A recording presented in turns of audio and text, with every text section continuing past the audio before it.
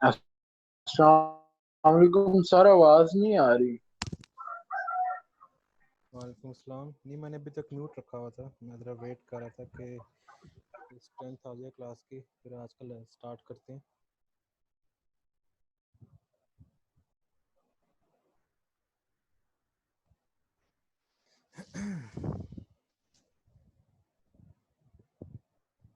अच्छा, आप सबने अपनी प्रोफाइल के लिंक शेयर कर दिए हैं? सर मेरा रहता है, मेरा ना एक सवाल है सर आपसे। ये पूछें सवाल। अच्छा सर, सर मेरी आवाज आ रही है आपको? जी, आवाज़ आ रही है, सवाल पूछें। सर आवाज आ रही है? तो आवाज़ आ रही सर है, जी, सवाल पूछें। सर जी सवाल ये है, पहले मेरी एक प्रोफाइल थी, वो एक्टिव नहीं है, उसके ऊपर मेरी तस्वीर लगी हुई है, तो ये जो नई प्रोफाइल है क्या इसके ऊपर मैं अपनी कोई तस्वीर उस तस्वीर के अलावा लगाऊंगा तो कोई ये ब्लॉक तो नहीं कर देगा कॉपीराइट की वजह से नहीं, कोई इशू नहीं मेरा होगा, आईडी कोई इशू नहीं होगा, फाइबर? कोई इशू नहीं होगा। आप कोई और पिक्चर लगा लें अपनी। Thank you sir, thank you sir.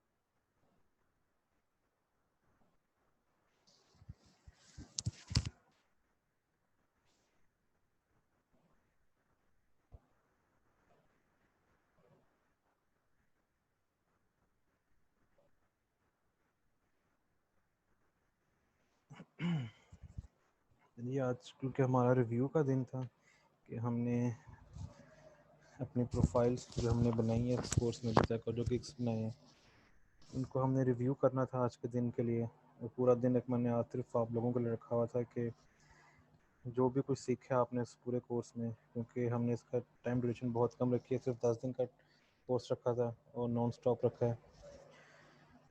तो मेरी कोशिश ये थी कि एक पूरा दिन रखा जाए जिसके अंदर आप लोगों ने जो कुछ अभी तक सीखा है, ताकि हम पूरा एक दिन पूरा लगा के उसको रिव्यू कर सकें, ताकि जो गलतियां जो कमी कोताही रह गई है उसके ऊपर हम मिल के डिस्कस कर सकें। और सबके सामने रिव्यू करने का मकसद भी ये था कि अगर किसी ने कोई गलती कर रहा है या किसी ने वो चीज़ बाई चांस स्किप कर दी है करने से, तो वो उस चीज़ को लाइव देख के उससे मतलब अपनी प्रोफाइल के लिए कुछ सीख सके।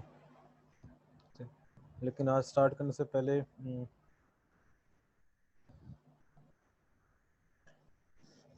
एक चीज़ थी जो कल मैंने कहा था कि बाय रिक्वेस्ट, क्योंकि उस टाइम जो मैं प्रोफाइल यूज़ करता हूँ नई प्रोफाइल थी, उस टाइम वहाँ पे कोई बाय रिक्वेस्ट शो नहीं हो रही थी।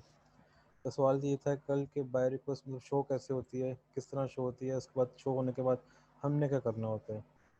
तो एक स्क्रीनशॉट है मेरी दूसरी प्रोफाइल का जहाँ पे मुझे बाय रिक्वेस्ट शो होती हैं, लेकिन मेरी असल प्रोफाइल है।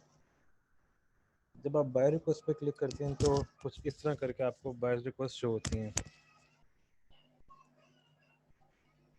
और ये जो बाय रिक्वेस्ट हैं ये मतलब एक तरह से आप कह सकते हैं आपका पहला पॉइंट हो सकता है सेल्स का। आप जो कि होंगे न्यू सेलर, तो आपका बहुत लिमिटेड टाइम के लिए और बहुत लिमिटेड ही बायर्स रिक्वेस्ट शो हो रही होंगी। मैं क्योंकि इस टाइम लेवल 1 का सेलर हूँ तो मुझे बायर रिक्वेस्ट ज़्यादा शो होती हैं। अच्छा, जब आप किसी भी जगह के पास बायर रिक्वेस्ट शो होगी और तकरीबन रात को 12 से 3 बजे तक का जो टाइम पीरियड पाकिस्तानी टाइम है, उसके जो पाकिस्तानी सेलर्स हैं उनको वो बायर रिक्वेस्ट शो होती हैं। उसकी रीज़न सिर्फ ये है क्योंकि उस टाइम जो बाहर का क्लाइंट है वो उस टाइम लाइव होता है। और बेशक हमारे यहाँ पर आता है लेकिन गोरों के लिए वो दिन नहीं होते हैं। तो उसको अच्छा बाय रिक्वेस्ट पे अप्लाई करने का तरीका क्या है, जब आप बाय रिक्वेस्ट के ऊपर अपना कर्सर लेके जाएंगे माउस का, तो वहाँ पे एक सेंड ऑफर का बटन आपके सामने क्लिक हो जाएगा बजट के बिल्कुल नीचे। अगर तो आपको लगता है वो रिक्वेस्ट आपके मतलब की है और आप उस रिक्वेस्ट के ऊपर काम कर सकते हैं, आप उस प्रोजेक्ट के ऊपर काम करने की आप में अहलियत है, सलाहियत है, या आपने सारे गिग बनाए हुए हैं। कई बार ऐसा भी होता है कि गिग हमने उस तरह का नहीं बनाया होता लेकिन जो हमने टैग्स यूज़ किए हैं उससे मिलते जुलते टैग्स की वजह से हमें कुछ इरेलीवेंट किस्म की बाय रिक्वेस्ट भी शो हो जाती हैं। तो करना आपने क्या, अगर आपको लगता है आप उस प्रोजेक्ट पे काम कर सकते हैं जो कि किसी सेलर ने पोस्ट किया है, तो आप जब उसके ऊपर एक कर्सर लेके जाएंगे उस रिक्वेस्ट के ऊपर तो आपको सेंड ऑफर का बटन नज़र आ जाएगा। सेंड ऑफर पर जब क्लिक करेंगे तो फाइवर आपसे सबसे पहले ये पूछेगा कि आप इस पे अप्लाई करने के लिए कौन सी गिग अपनी सेलेक्ट करने लगे हैं। जो भी आपकी रेलेवेंट गिग होगी आप उसको सिलेक्ट करें। सिलेक्ट करने के बाद जो मैंने कल आपको 3 सैंपल बताए थे, सैंपल 1, सैंपल 2, सैंपल 3, वो आपने लिखने हैं डिस्क्राइब योर ऑफर के अंदर। यहाँ पे आपने प्रपोजल अपना लिखना है, अपनी बिड टाइप करनी है यहाँ पे कि मैं इस काम के लिए क्या करूँगा। जो टोटल अमाउंट ऑफर यहाँ पे लिखी आ रही है, ये जो बजट लिखा था कस्टमर ने, जैसे आपको यहाँ पे बजट नज़र आ रहे हैं, ये उस बजट से एक्सीड नहीं करनी चाहिए क्योंकि कस्टमर ने यहाँ पे आपको अपना फाइनल बजट दे दिया हुआ है। Delivery time, again delivery time जो कस्टमर ने वहाँ पर लिखा हुआ उस हद एक्सटीड नहीं करना, वरना ऑटोमेटिकली कस्टमर आपके बिड को कंसीडर ही नहीं करेगा। कितनी रिविजन्स देनी है और जो बाकी डिटेल्स होंगी आपके गिग के वो आपने वहाँ पे एंटर करनी है और सबमिट ऑफर पे क्लिक कर देना है। इस तरह आप डेली की फाइवर आपको अलाउ करता है कि आप 10 गिग्स के ऊपर अप्लाई कर सकते हैं, आप 10 बिड्स कर सकते हैं, आप 10 प्रपोजल्स लिख के कस्टमर्स को भेज सकते हैं। अच्छा सर, मेरा एक सवाल था। हाँ जी पूछें। ये फाइवर के ऊपर अपना बैंक अकाउंट कहाँ देना है? आपने कल का लेक्चर नहीं सुना? सर कल का लेक्चर मैंने सुना था, पर मैं थोड़ा लेट हो गया था। हाँ सुना था मैंने आपका लेक्चर, पर थोड़ा लेट हो गया था। अच्छा, ये कल का लेक्चर हमारा पूरा इसके इंटीग्रेशन का था। चलिए मैं आपको इसका एक छोटा सा ओवरव्यू मैं आपको देता हूँ 5-10 मिनट का।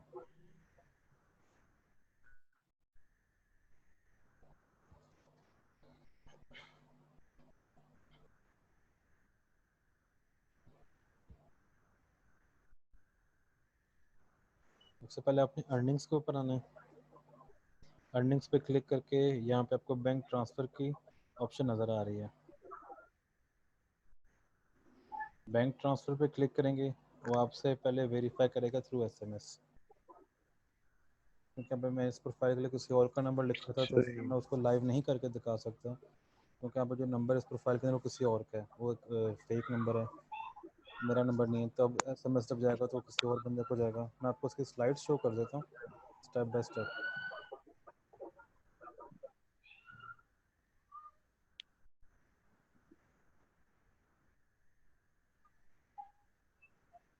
जब आप बैंक ट्रांसफ़र पे क्लिक करेंगे वो आपसे एसएमएस की वेरिफिकेशन मांगेगा।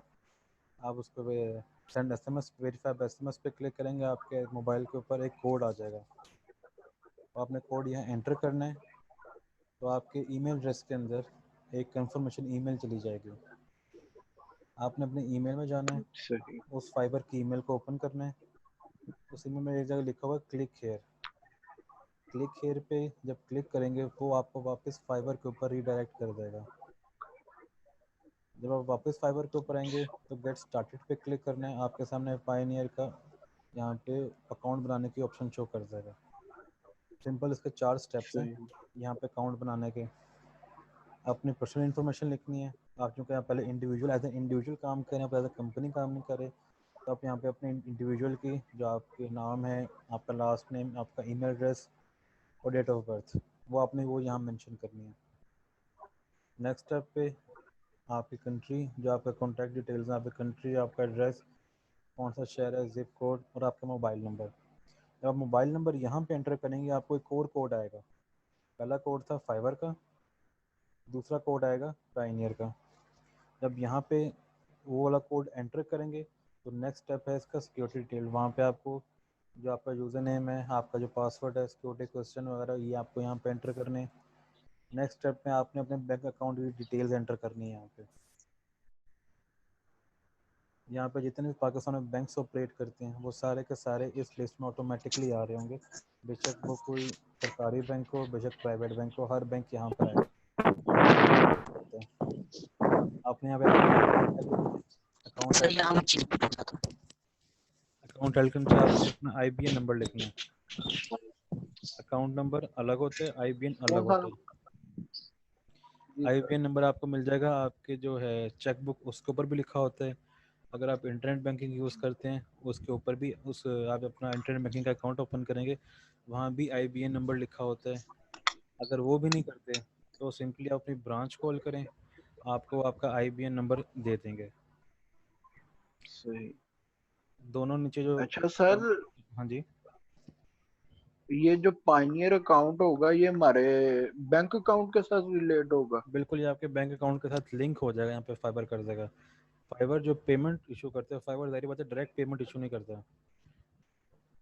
पाइनियर बीच में एक पेमेंट सही। गेटवे है, इसके थ्रू होके पेमेंट आपके अकाउंट में आएगी सही। और विद इन 24 आवर्स ठीक। पेमेंट नॉर्मली डिलीवर हो जाती है। अगर कोई बहुत बड़ी अमाउंट होगी, कोई लाखों में अमाउंट होगी, तो उसमें थोड़ा सा टाइम लग सकता है।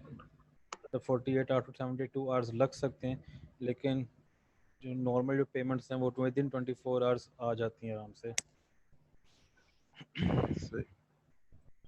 तो सबमिट करेंगे अच्छा सर। जी जी सर, आप बताएं। जब आप सबमिट करेंगे तो आपको बस एक कंफर्मेशन की ईमेल आ जाएगी कि हाँ जी आपके मेरी डिटेल्स मिल गई, और विद इन 48 आवर्स जो है वो आपका जो वो है बैंक अकाउंट वो उसे लिंक कर दिया जाएगा। बिल्कुल ही फाइबर पे देना बिल्कुल सिक्योर है, इसमें ऐसा कुछ नहीं है कि मतलब कोई खुदा ना खास्ता कोई फ्रॉड का चांसेस यहाँ पर होते हैं, ऐसा बिल्कुल नहीं है। फाइबर एक इंटरनेशनल कंपनी है और यहाँ पे मिलियंस ऑफ लोग जो काम करते भी हैं और काम करवाते भी हैं। तो यहाँ पे ऐसा वो कोई नहीं है कि आप अपनी कुछ इस तरह के पर्सनल इन्फॉर्मेशन देंगे तो मतलब किसी किस्म के फ्रॉड होने के चांसेस हैं, ऐसा कभी नहीं होता। क्योंकि फाइवर ने तो आपको सर, खुद पेमेंट नहीं ट्रांसफ़र करनी। पाइनियर एक इंटरनेशनल कंपनी है, आपकी पेमेंट जो आनी है वो उस पाइनियर के गेटवे के थ्रू आनी है।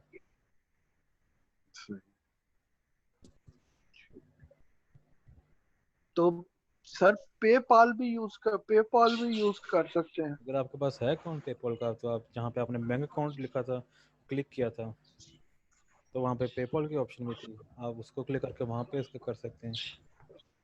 सही। पर पेपाल तो पाकिस्तान में ऑपरेट नहीं ना हो रहा अभी। बिल्कुल नहीं होता, लेकिन अगर कोई आपका रिलेटिव बाहर है, कोई चाचा मामा ताया भाई वगैरह कोई बाहर है तो आप उसके नाम पे बनवा सकते हैं। जी। लेकिन इतने मतलब चक्करों में पड़ना क्यों, सिंपल जो आपका बैंक अकाउंट है आप यहाँ उसको यहाँ पे लिंक ट्रांसफ़र कर दें, इसको इंटीग्रेट कर दें, सिंपल एक क्लिक करें, आपकी पेमेंट आपके अकाउंट में आ जाएगी।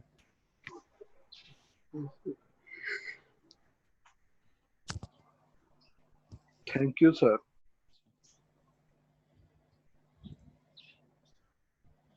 अच्छा जी, अब कुछ आज मेरे जहन में है कि मतलब आप लोगों को कॉन्फिडेंस बूस्ट अप करने के लिए कि कई बार मैंने भी ना कुछ इस तरह के अनएक्सपेक्टेड किस्म के ऑर्डर्स किए हैं जो कि मेरे डोमेन के थे ही नहीं, और ना ही मुझे उसका अलिफ भी आता था उस ऑर्डर्स का। जो लोगो डिज़ाइनिंग है वो तो चलो मैं जुगाड़ी तरीके से कर लेता हूँ, मैंने कुछ शॉर्टकट्स बनाए हैं जिसका से मेरे रिव्यूज़ भी अच्छे हैं लोगो डिज़ाइनिंग के ऊपर। पावर पॉइंट प्रेजेंटेशन और ट्रेनिंग मॉड्यूल्स बनाना ये मेरी कोर स्ट्रेंथ है, इसके ऊपर भी मुझे अच्छे खासे ऑर्डर मिले हैं। लेकिन इसके अलावा मैंने कुछ इस तरह के ऑर्डर किए हैं जो कि मेरी डोमेन तो क्या मुझे उसका अलिफ बे भी नहीं पता था कि करना कैसे है, लेकिन फिर भी मैंने वो कर लिए। अब उसमें जो ऑर्डर जो स्क्रीन शो हो रही है स्क्रीन के ऊपर, एक इंग्लिश ब्रोशर था, उसको जापानीज़ लैंग्वेज में कन्वर्ट करना था, जो कि मैंने कुछ इस तरह की गिग बनाई हुई थी, क्या नाम है अपना, जिसकी वजह से वो ये वाला जो ऑर्डर था ये मेरे में शो हो रहा था मेरे बायर्स रिक्वेस्ट के अंदर। मैंने एक ऐसे वर्चुअल असिस्टेंट की भी गिग बनाई हुई थी जो उसमें मैंने टैग्स यूज़ किए थे, उसकी वजह से ये मेरे बायर रिक्वेस्ट में शो हो रहा था एक ऑर्डर। अब मुझे इतना तो मुझे था भरोसा कि बाबा गूगल जो है वो मुझे कभी मायूस नहीं करेगा अगर मैं उससे कुछ हेल्प मांगूंगा। तो मैंने वैसे पहले रैंडमली ट्राई किया कि English to Japanese convert free में होती भी है किसी वेबसाइट से कि नहीं होती, तो मुझे एक वेबसाइट मिल गई, उसको मैंने 2-3 वैसे रैंडमली मैंने फिक्रे लिख के कन्वर्ट किया। अब वो मैंने फिर हिसाब लगा कि अच्छा यहाँ से ऊपर जा रही है वर्ड जापानीज़ में, यहाँ से नीचे आ रही है, मतलब दोनों जो कन्वर्ट कर रहे हैं सॉफ्टवेयर दोनों तकरीबन तकरीबन सेम कर रहे हैं। तो मैंने अल्लाह का नाम लेके इस ऑर्डर पे बिड कर दिया, बाई चांस मुझे ऑर्डर विन भी हो गया। करना मैंने कुछ नहीं था, मैंने बस कॉपी पेस्ट किया उस इंग्लिश ब्रोशर से गूगल ट्रांसलेटर के अंदर, वहाँ से ट्रांसलेशन उठाई, उसको मैंने एज इट इज़ पोस्ट कर दिया वर्ड की फाइल में, उस बंदे को मैंने सेंड कर दिया। अब मुझे नहीं पता सही सेंड हुआ गलत सेंड हुआ, लेकिन ऑर्डर मेरा कंप्लीट हो गया।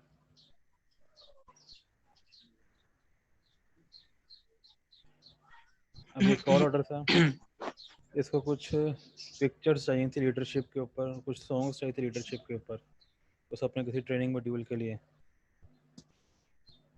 अब ये भी काम मेरा मतलब उस डोमेन में नहीं आता कि मैं लोगों को पिक्चर्स वगैरह सर्च करके दूं या कोई इस तरह के मैं उनको कुछ रेलिवेंट सॉन्ग्स सर्च करके दूं। लेकिन फिर भी ये मतलब एक मैं वर्चुअल असिस्टेंट का गिग बनाया हुआ था, तो जो इन्होंने जो अपन टैग्स यूज़ किए होंगे वो भी कोई वर्चुअल असिस्टेंट के ही होंगे। इसे भी मैंने बिड किया, जो कि मेरे डोमेन में बिल्कुल भी नहीं था। मैंने उस पर बिड किया, इस मैंने ऑर्डर भी विन किया, उसको मैंने सक्सेसफुल उसको मैंने कंप्लीट भी किया। अब ये बड़े मज़े का ऑर्डर था। एक मुझे गोरा पाकिस्तानी मिल गया। तो था तो वो गोरा, लेकिन सोच उसकी पाकिस्तानी वाली थी। मतलब हर चीज़ में, मतलब किसी तरह ना मैं कोई 2 नंबरी लगा लूँ।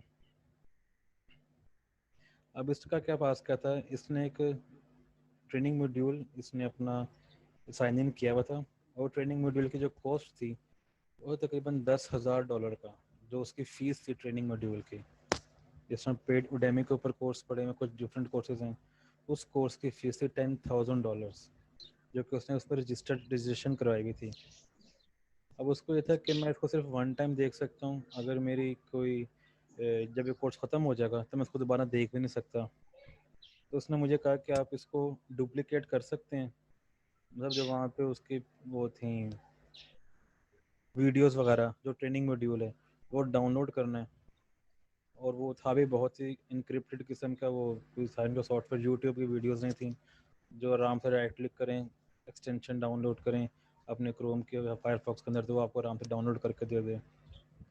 तो बहुत ही कोई इनक्रिप्टेड किस्म की वीडियोस थी। मैंने अल्लाह का नाम लेकर उसे बिड किया, और ये वही है जो मैंने आपको पिछली बार ट्रेनिंग में बताया था ना, कि जब ईमेल एड्रेस टाइप करेंगे तो आपको वार्निंग आ जाएगी। और मैंने कहा था कि मैंने भी इस तरह का किया था कि मैं कस्टमर को मैं ईमेल्स में सेंड कर रहा था, जिसमें मैंने गूगल ड्राइव पे उसको वीडियोस अपलोड करके दी थी। तो ये वही वाला ऑर्डर है, जिसमें मैंने वीडियोस उसको गूगल ड्राइव पे अपलोड करके दी थी। है उसको मैं ट्रेनिंग मॉड्यूल डाउनलोड करके दिया सारा, कैसे किया वो अलग कहानी है, अपलोड करनी वो उसके बाद अलग कहानी थी उसकी। हर ये सब कुछ करके दिया, उसको उसको सेंड कर दिया। आप सबको ये 3 जो सैंपल्स थे दिखाने का मकसद सिर्फ ये था कि जो आपके टैग्स आप यूज़ करते हैं वो कई बार आपको कुछ आपके अनएक्सपेक्टेड किस्म के गिग्स भी शो करवा देते हैं बायर रिक्वेस्ट में। तो जितने ज़्यादा आपने गिग्स बनाए होंगे, आपके उतने ही ज़्यादा बायर रिक्वेस्ट में शो होने के चांसेस बढ़ जाते हैं, कि आपको उससे ज़्यादा बायर रिक्वेस्ट शो होना शुरू हो जाए। आप अपने गिग्स पूरे साथ के साथ बनाएं, उसमें अच्छे कीवर्ड्स यूज़ करें, अच्छे टैग्स यूज़ करें। आपको चांसेस हैं कुछ इस तरह के ऑर्डर्स मिल जाएं जो कि करना बहुत आसान होते हैं, और वो हाईली पेड भी होते हैं। ठीक है।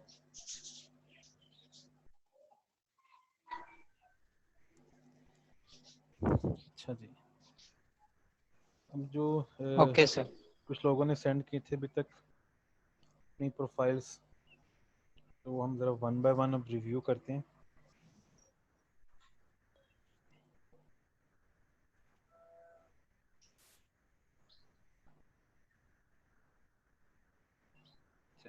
एहसन खालिद, एहसन आप इस टाइम हैं क्लास में? जी सर। ठीक है। अच्छा जी, आपने कोई गिग नहीं बनाया अभी तक? नहीं सर, एक्चुअली ये वैसे है कि सर मैं ड्यूटी भी साथ कर रहा हूँ ना इस टाइम हम्म। अभी। तो मैं 5 बजे ड्यूटी से आता हूँ, फिर क्लास लेने के बाद कुछ एकेडमी का काम होता है वो करना होता है, तो इसी तरह से ही बस टाइम नहीं मिला। उस दिन मैं बनाने के लिए गिग बैठा था, लेकिन आपको मैंने बताया कि क्या वो इशू आ रहा था, वो मसला आ रहा था कि वो मुझे बार बार ऑक्यूपेशन पे ले आता था। मैं आगे से एंड करने की कोशिश करता था, लेकिन वो बार बार उधर ले आता था, पता नहीं अब क्या गलती हो रही थी। मेरे को लेकिन ये व्हाट्सएप है में कि स्क्रीनशॉट सेंड करो, मतलब कहाँ पे फंसे हुए हो आप।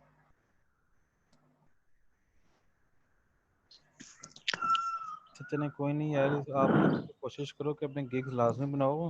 आप ये ओके कोई इस सर। तरह का वो नहीं है कि कोई पास फेल की बात नहीं है कि असाइनमेंट नहीं देंगे तो पास नहीं होंगे, फेल हो जाएंगे, ऐसा कोई चक्कर नहीं है। ये आपके अपने फ़ायदे की बात है, आपने ही यहाँ से अर्निंग करनी है।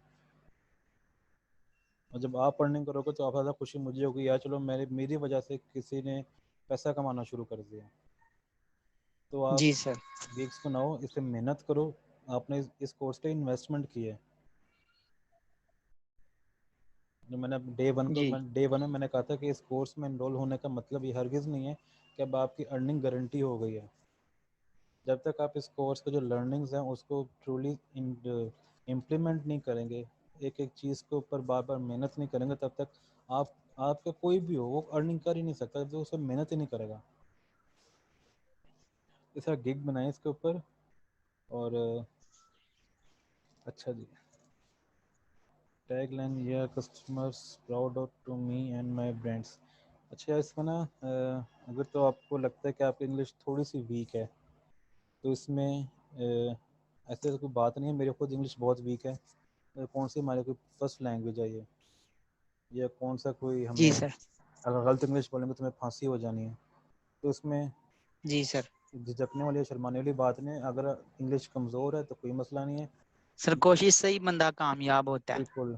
लेकिन अब कोशिश ये करें कि जो मैंने कहा था ना कि जो टॉप लेवल के सेलर्स हैं, जो सेलर 2 हैं या इस टाइम TR ऐसे टॉप रेटेड सेलर हैं, आप उनकी की जो हैं टैग लाइन्स हैं, जो उनकी वन लाइन स्टोरीज़ हैं, आप उससे मिलते जुलते कुछ बना लें। और खुद से कुछ नया सोचने का, ओके कुछ सर। अपना करने की कोई ज़रूरत नहीं है। इंग्लिश सिर्फ एक लैंग्वेज है। इंग्लिश को आप ये नहीं समझें कि मैंने इंग्लिश ही लिखनी है, इंग्लिश में आती तो कुछ नहीं होगा, ऐसा कुछ नहीं होता। हाँ, बेसिक इंग्लिश आनी चाहिए, लेकिन बेशक हल्की नहीं मतलब सादी इंग्लिश लिखें, लेकिन इंग्लिश सही लिखें। ठीक है, तो आप जो लेवल 2 के सेलर्स हैं, टॉप रेटेड सेलर्स हैं, आप उनके देखें उन्होंने क्या लिखा हुआ है। बीच में अगर कुछ आपको कन्वर्ट नहीं करना आ रहा तो आप उसकी जगह उस वर्ड के सिनोनिम यूज़ कर लें, जी सर। तो मिलता जुलता कुछ बना लें। अगर फिर भी कुछ नहीं समझ आ रहा, आप मुझे मैसेज व्हाट्सएप कर दें, ग्रुप के अंदर व्हाट्सएप कर दें। ग्रुप में करेंगे तो उसका फ़ायदा ये होगा कि आपकी एक क्यूरी की वजह से सारे ग्रुप जो है उस क्यूरी को सुन लेगा। अगर मुझे individual message okay WhatsApp sir. करेंगे तो वो सिर्फ मेरे और आपके बीच में बात रह जाएगी, उसका फ़ायदा किसी को नहीं होगा। लेकिन मैसेज करने का फ़ायदा ये होगा कि सब के सब उस चीज़ को सुन लेंगे, उससे कुछ ना कुछ सीख लेंगे। सर मैं यहाँ बात करना चाह रहा हूँ सर, एक हाँ जी, करें। Story line. सर ये जो टॉप रेटेड सेलर्स हैं या टाइप 2 के जो सेलर्स हैं, उनकी स्टोरी लाइन को हम कहाँ जाके देख सकते हैं? आपने सबसे पहले तो आना है सर्च बार में, ठीक है। अब यहाँ पे logo design, creative logo design, seller details के अंदर आना है।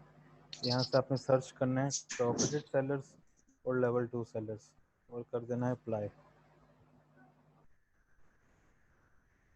जब किसी की भी आप प्रोफाइल ओपन करेंगे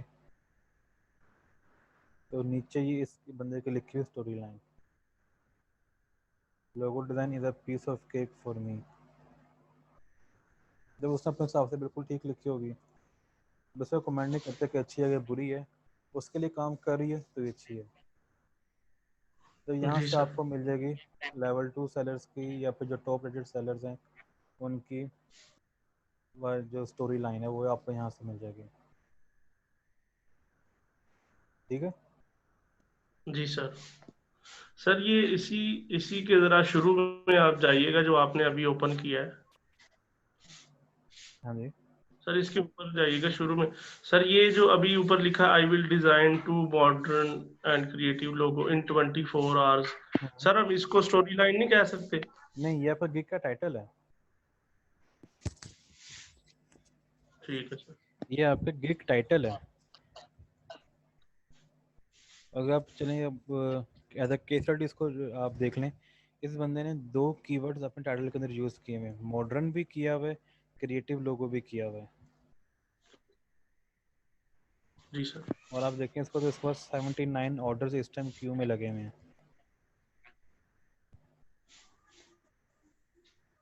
थैंक यू कहने सर। कहने की बात है कि 72 ऑर्डर्स, सर कितने हैं, 79 ऑर्डर्स इसके पास इस टाइम क्यू में लगे हुए हैं।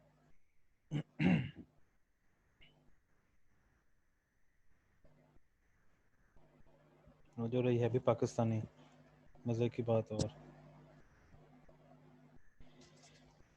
अच्छा जी, वापस आते हैं प्रोफाइल के ऊपर।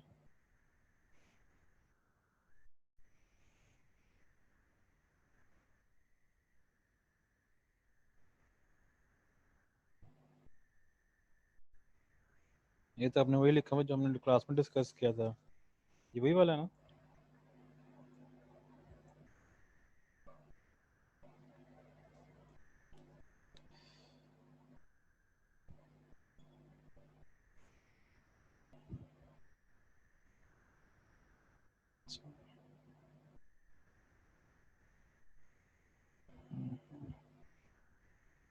ठीक है सर, आपने ना अपने गिग पहले तो पूरी करनी है, और डिस्क्रिप्शन आपने वही लिखी जो हमने क्लास में लिखी थी। तो डिस्क्रिप्शन तो ठीक है, लेकिन इसमें आप ये देख लें हाई का जो एच है वो कैपिटल कर दें। इसके अलावा जो आपने अपना नाम लिखा है ब्रैकेट के अंदर उसको ख़त्म कर दें। उसका जो अपनी स्टोरी लाइन है ना उसको आप काइंडली रिवाइज करें, वो बिल्कुल भी वो प्रोफेशनल नहीं लग रही आपकी स्टोरी लाइन। सर यहाँ एक बात पूछनी है सर। पूछें। सर वो जो पहले हमने देखा है जो आप कह रहे थे ये भी पाकिस्तानी है, वो हमने सर्च किया जो जिसकी स्टोरी लाइन देखी है सर, उसके पास 79 ऑर्डर्स पेंडिंग पे हैं। पेंडिंग नहीं, क्यू में लगे हुए हैं। जी तो तो सर ये हम्म। सर इतने ऑर्डर्स का किस तरह वो क्विक जवाब दे सकेगा सर? वो कोई लेट भी हो सकता है, इनको कैसे मैनेज करे? अब ये भी हो सकता है कि ये किसी मतलब ग्राफिक डिज़ाइनिंग कंपनी के साथ एसोसिएटेड हो, या इसकी अपनी कोई डिज़ाइनर से कंपनी, उसने अपने पास कोई बैकएंड पे 4-5 डिज़ाइनर्स रखे हों काम करने के लिए, ये भी पॉसिबिलिटी हो सकती है।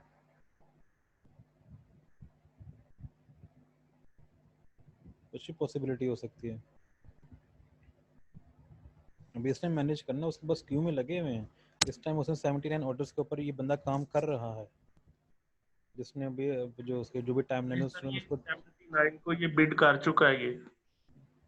लाजमी नहीं है कि बिडिंग से ही हो, ये डायरेक्ट ऑर्डर्स भी आते हैं।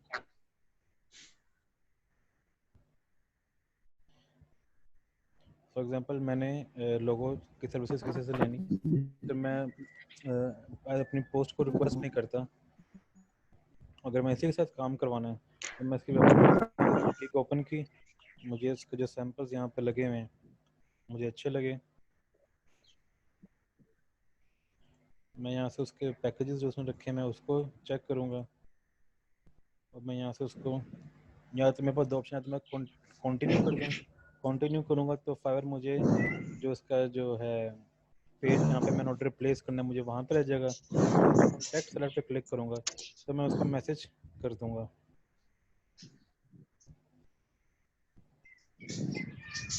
कि मेरा ये काम है, आप ये काम कर सकते हैं कि नहीं कर सकते।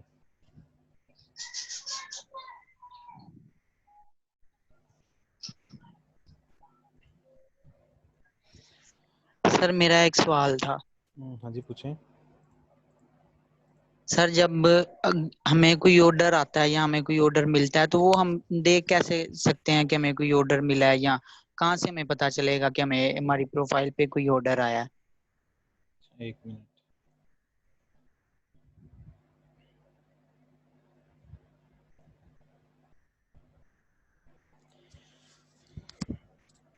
ऊपर मैसेजेस का बटन भी है, ऑर्डर्स का बटन भी है। मैसेजेस के ऊपर जब देखेंगे तो नोटिफिकेशन भी हैं और इनबॉक्स भी है। अगर आपको कोई ऑर्डर आता है तो नोटिफिकेशन यहाँ पे हो जाएगा 1, और नोटिफिकेशन के अंदर क्या लिखा होगा कि फलां person has placed an order. ठीक है। और जो आपका यहाँ पे ऑर्डर्स है इसके ऊपर भी एक छोटा सा लाल रंग का गोला बना हो जाता है, सर्कल बना आता है। जब ऑर्डर पे क्लिक करेंगे तो यहाँ पे आता है कि अब जो है आपका ऑर्डर वो कौन सा इस टाइम लगा हुआ है और क्यू के अंदर, उसके डिलीवरी टाइम क्या है, कितना टाइम उसमें रिमेनिंग रह गए, और सब कुछ। Okay sir. ठीक है। तो आपको नोटिफिकेशन भी आता है। मैसेजेस के अंदर 2 कॉलम है, इनबॉक्स का भी है और नोटिफिकेशन का भी है। आपको नोटिफिकेशन जी कि जब आपका ऑर्डर आ गया उस पर काम शुरू कर दें, और ऑर्डर्स के अंदर भी आपको शो हो जाएगा कि आपका एक ऑर्डर इस टाइम क्यू में लग गया। सर ये ऑर्डर का आना और अपनी तरफ से बिड करना, इन दोनों में फर्क है? बिल्कुल। सर ये जरा बता दें। जो आप बिड करते हैं वो आप करते हैं बायर रिक्वेस्ट के अंदर जाके। ठीक है, यहाँ पे आप बिड करते हैं। और बाय रिक्वेस्ट के अंदर फॉर एग्जांपल मैंने कोई फाइवर पे काम करवाना है, मेरे पास इतना टाइम नहीं है कि मैं डिफरेंट जो हैं लोगों की प्रोफाइल्स ओपन करूँ, कि गिग्स चेक करूँ, फिर उनको कंपेयर करूँ, उसके बाद फिर मैं किसी को सिलेक्ट करूँ अपने काम के लिए। मेरे पास इतना टाइम फॉर एग्जांपल नहीं है। तो मैं क्या करता हूँ, मैं अपनी प्रोफाइल ओपन करूँगा एज अ बायर की, और यहाँ पे एक ऑप्शन है पोस्ट और रिक्वेस्ट की। जब मैं पोस्ट और रिक्वेस्ट पे करूँगा तो मैं यहाँ पे लिख दूँगा कि भाई मैंने क्या काम करवाना है, कितने दिन में कराना है और मेरा बजट क्या है। वो मैं यहाँ पे लिख के पेस्ट सबमिट कर दूँगा। जब मैं सबमिट करूँगा तो जो फ्रीलांसर्स हैं, जो बायर्स हैं, तो सॉरी जो सेलर्स हैं, उनको बायर्स रिक्वेस्ट के अंदर वो रिक्वेस्ट शुरू हो जाएगी जो उसके रेलिवेंट होंगे। फिर मैं उसके ऊपर बिड करूँगा एज अ फ्रीलांसर। ये तो हो गया बिड करके ऑर्डर विन करना। अब एक तरीका है कि कस्टमर आपको डायरेक्ट ऑर्डर प्लेस करता है, जिस तरह भी सर इसमें अपनी ही रिक्वेस्ट को हम खुद ही बिड कर सकते हैं? आपको शो ही नहीं होगी। अगर शो हो भी गई और आपने उसके ऊपर बिड कर भी दिया तो नुकसान तो आपका ही है। मतलब एक तो आपने पहले फाइबर को पैसे जमा कराएंगे, फिर फाइबर उसमें से अपनी फीस काट के आपको जमा कराएगा पैसे वापस। और फाइबर भी बहुत सियाना है, वो आपको कुछ ना वो मैसेज भेज देगा कि भाई ज़रा ध्यान करो। सर यहाँ तक तो मुझे समझ आई है कि जब दूसरे जो सेलर्स हैं वो शो हो जाएगी रिक्वेस्ट, मेरी बायर रिक्वेस्ट, तो सर मैं कहाँ बिड कर रहा हूँ, मैं कैसे बिड कर रहा हूँ, ये मुझे समझ नहीं आ रही। अब चूंकि वहाँ पे कोई बायर रिक्वेस्ट शो नहीं हो रही तो इस वजह से मेरे ख्याल से आपको कन्फ्यूजन हो रही है। कुछ इस तरह करके ना बायर रिक्वेस्ट शो हो रही होती हैं जी कि बायर ने क्या रिक्वेस्ट की है। ऑफर्स का जहाँ पे लिखा आ रहा है उस ऑफर्स का मतलब ये है कि अभी तक कितने लोगों ने इस पर बिड कर चुके हुए हैं, ड्यूरेशन कितनी है, कि इतने कितने दिनों के अंदर अंदर कस्टमर को काम चाहिए, और कस्टमर ने इसका क्या बजट रखा हुआ है। जब आप किसी भी बिड के ऊपर अपना कर्सर लेकर जाएंगे, माउस लेकर जाएंगे, तो आपके पास एक सेंड ऑफर का ऑटोमेटिकली बजट बटन शो होना शुरू हो जाएगा। जब आप सेंड ऑफर के ऊपर क्लिक करेंगे तो वो आपको फाइवर पूछेगा कि आप जो अप्लाई करने लगे इस बिड के ऊपर वो किस आपके गिग से रेलिवेंट है। आप जिस रिक्वेस्ट पे अप्लाई कर रहे हैं वो अप्लाई आप किस गिग के थ्रू करेंगे। आपने यहाँ से अपने गिग को सिलेक्ट करना है। उसके बाद आपके पास एक प्रपोजल विंडो ओपन हो जाएगी जहाँ पे आपने अपना प्रपोजल टाइप करना है। जो कल मैंने आपको 3 सैंपल्स बताए थे प्रपोजल टाइप करने के, आप उससे मिलता जुलता कुछ बना के यहाँ पे जहाँ लिखा है डिस्क्राइब योर ऑफर, आप यहाँ पे कुछ उससे मिलता जुलता बना के लिख सकते हैं। बेशक उसी को कॉपी पेस्ट मार दें और जो उस बंदे ने अपनी डिमांड्स रखी हुई हैं उसको बीच में एडिट कर लें उन प्रपोजल्स के साथ। जो टोटल ऑफर अमाउंट है वो आपने जो कस्टमर का था बजट उससे हमेशा कम रखनी है। अगर कस्टमर ने कहा है कि मैं $10 में काम कर सकता हूँ, छोटी अमाउंट तो खैर होती है, अगर उसने कोई बड़ी अमाउंट रखी हुई है उसने $50 $100, तो आप उसे $5-10 कम ही मांगे। डिलीवरी टाइम जो कस्टमर ने लिखा हुआ है उससे कम का होना चाहिए, या बेशक उतना ही लिख लें उसकी खैर होती है। कितनी रिविजन्स होंगी, इसके अलावा और कौन कौन सी बेसिक चीज़ें जो कि आप ऑफर कर सकते हैं, ये सभी चीज़ें होंगी जो कि आपके गिग के रेलिवेंट हैं। इस तरह आप करेंगे बिडिंग।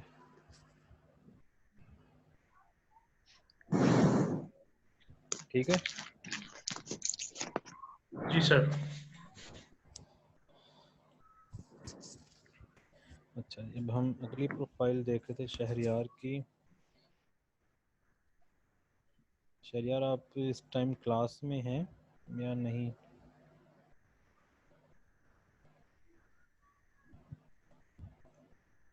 अच्छा जी, मैंने अपनी स्टोरी लाइन नहीं लिखी। शहरयार एक तो आपने अपनी स्टोरी लाइन लाजमी लिखनी है। जब मार्च 2020 से प्रोफाइल बने इसका मतलब है कि आप फाइवर पे पहले से काम कर रहे थे, ठीक हो गया।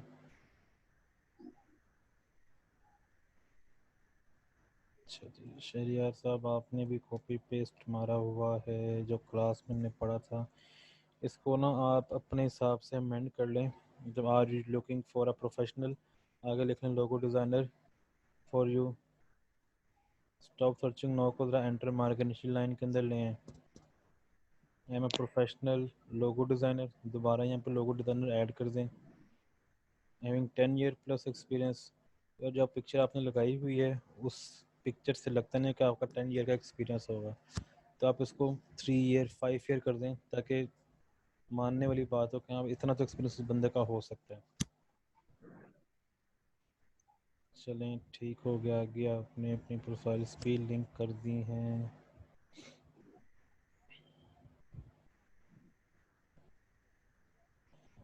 Modern logo design for you.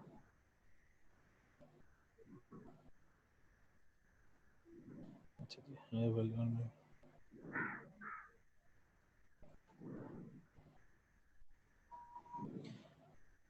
तो शरीर जो इस दोनों लाइंस का ना सेम मतलब है।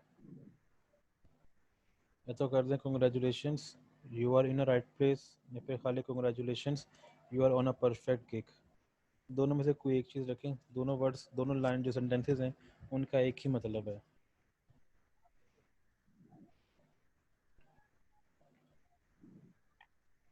अच्छा जी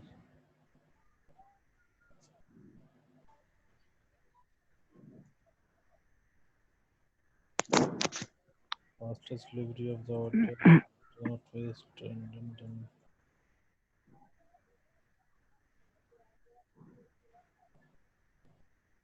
संडेज ऑफ। यार ये ना लिखें, ये जुल्म ना करें अपने ऊपर। फ्रीलांसर में कोई छुट्टी नहीं होती। फ्रीलांसिंग में संडे मंडे ट्यूसडे, बीमारी ईद शबरात होली दिवाली, फ्रीलांसर के लिए कुछ इस तरह का नहीं होता। मेरी सजेशन ये है कि आप जो है ना नोट संडेज ऑफ, आप इसको निकाल दें।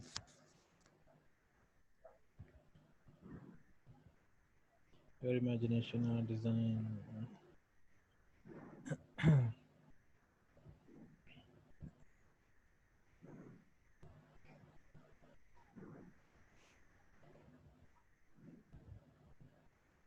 और ये जो आपकी पिक्चर्स में स्पेलिंग थोड़ी सी सही कर दें। Are you searching for logo design, design की स्पेलिंग गलत है और आगे question mark. Logo design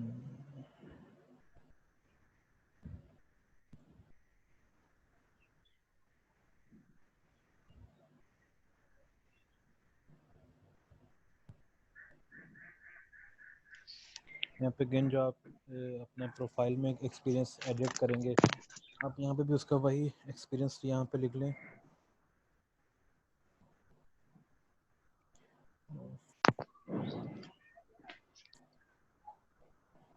professional support of customer 24 hours. ज़रा इस लाइन को भी ना ज़रा रिव्यू कर लें कि प्रोफेशनल सपोर्ट के कस्टमर सपोर्ट कर लें या फिर कुछ इस तरह 24 आवर्स 24/7 कर दें। 24/7 कस्टमर सपोर्ट।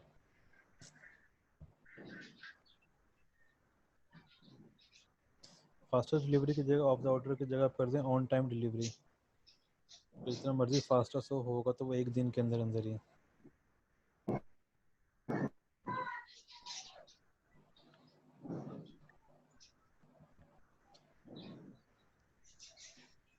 सर मैं एक बात पूछना चाहता हूँ। एक मिनट बस इसके प्रोफाइल जरा कंप्लीट हो जाए उसके बाद आप पूछ लीजिएगा।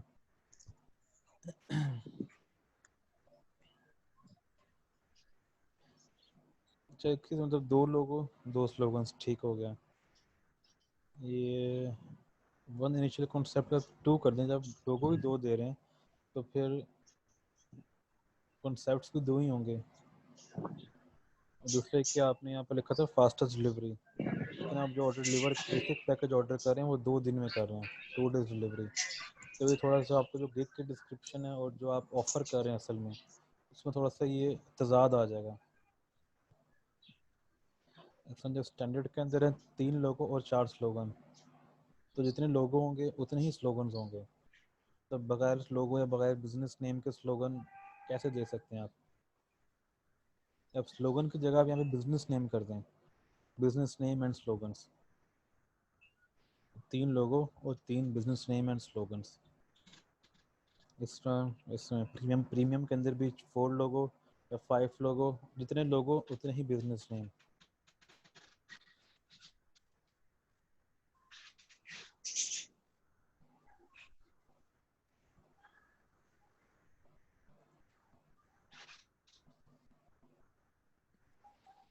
सर प्राइस ठीक है? प्राइस हाई रखी हुई है। हम कर दे सर, हम्म, मैं प्राइस लेस कर दें? प्राइस थोड़ी सी लेस कर दें। ये प्राइस जो है वो as a new seller price high है।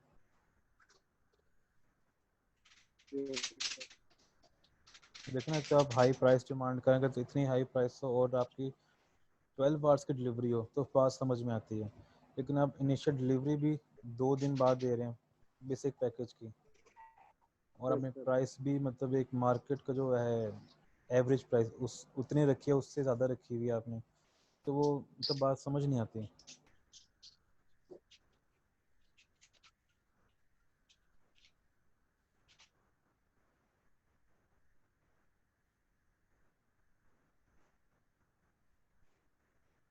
सर फोटो ठीक लगी? आपकी है इसकी गैलरी वाली? जी सर। गैलरी में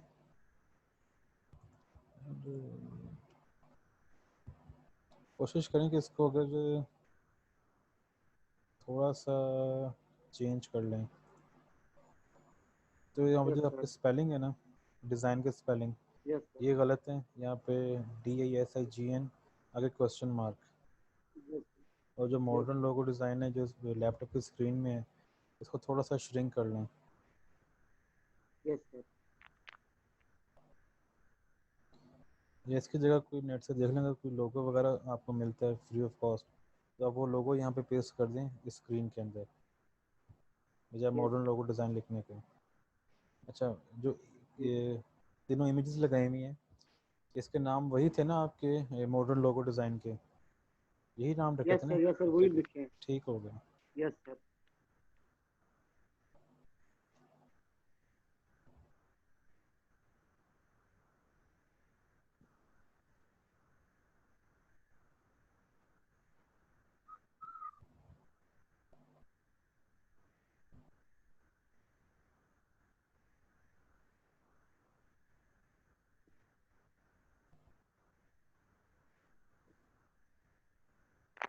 यहाँ पे आप कर दें 2 मॉडर्न लोगो कर दें, यहाँ पर लिखा ना 2 लोगो, आप कर दें 2 मॉडर्न लोगोस, यहाँ भी 3 मॉडर्न लोगोस, 4 मॉडर्न लोगोस, इस तरह करके। Yes sir. तो जो प्राइस है वो तीनों टाइप काम करनी है? थोड़ी सी कम कर दें अभी शुरू के लिए। Yes sir. ठीक है सर। ठीक हो गया। Yes sir. अगली प्रोफाइल उसामा डार।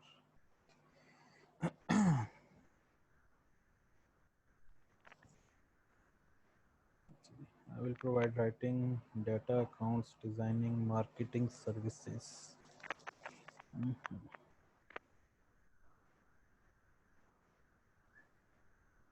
अच्छा उसामा इस टाइम आप क्लास में हैं मौजूद?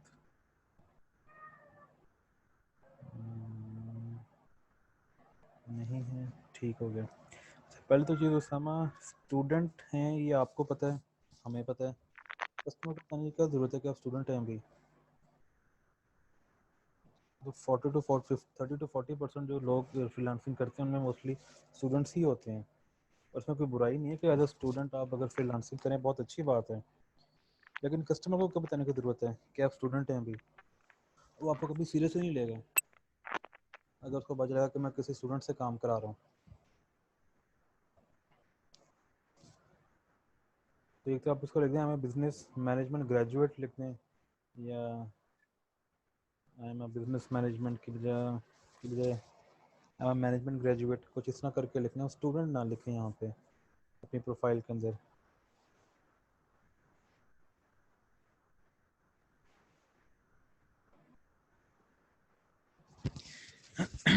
अच्छा जी,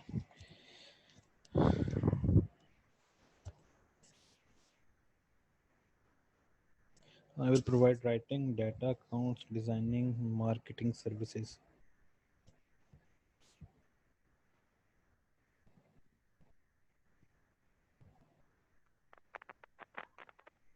क्योंकि आप 4-5 अलग अलग किस्म की चीज़ें एक ही स्टोरी लाइन में डिस्क्राइब करें तो आप इसके मतलब अलग अलग लिखने को, क्योंकि राइटिंग एक अलग फील्ड है, डाटा एंट्री एक अलग फील्ड है, अकाउंट्स बिल्कुल सेपरेट है, मतलब ऑपोजिट है मार्केटिंग के। डिज़ाइनिंग भी अकाउंट्स और डाटा से बिल्कुल ऑपोजिट है। तो मेरी सजेशन आपके लिए है कि आप इसको I will be your business consultant कह लें, या business consultancy is my passion, कुछ इस तरह करके करना। जाके कोई भी आपका काम हो जो कि बिजनेस है, तो आप सारे सर्विस बिजनेसेस के लिए ऑफर कर रहे हैं, तो अलग अलग लिखने की बजाय, अलग अलग डिपार्टमेंट्स लिखने की बजाय, बिजनेस अपने एक्सपर्टीज़ लिखने के बजाय आप एक कॉमन वर्ड यूज़ कर लें जिसके अंदर आप सारे टर्म्स यूज़ कर सकें। बिजनेस कंसल्टेंसी के अंदर राइटिंग भी आ जाएगी, कंटेंट राइटिंग भी आ जाएगी, डिज़ाइनिंग भी आ जाएगी, मार्केटिंग सर्विसेज भी आ जाएगी, अकाउंट्स रिलेवेंट काम भी आ जाएगा।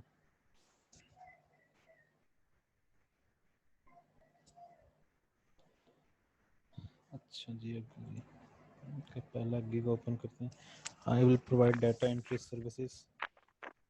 इसमें ना आपका जो गिग टाइटल है ना, इसके अंदर आप ज़रा सर्च करें, ये कीवर्ड इसमें डाटा एंट्री बहुत, जिसे कहते हैं कॉमन किस्म का है ये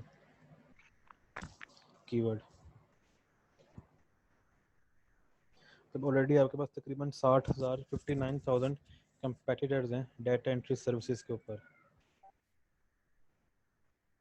तो एक थोड़ा कीवर्ड जो है इसको थोड़ा सा अमेंड करें अपने पहले गिग करें तो कम से कम। Data entry, data mining,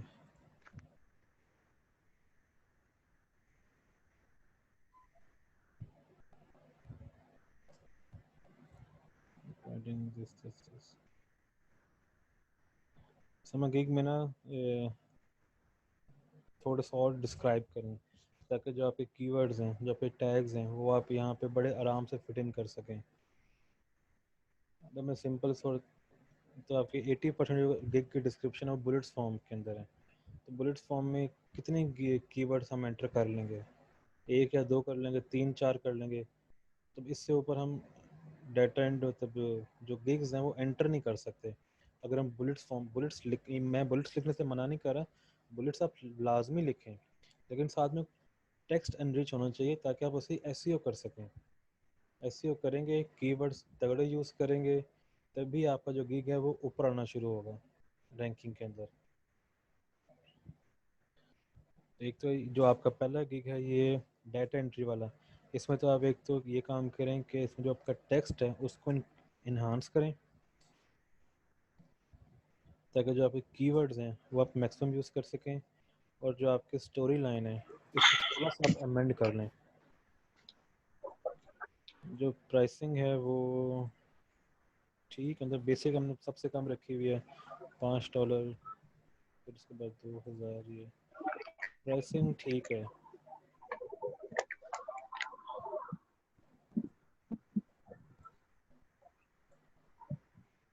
second gig आपका है ट्रांसलेशन का।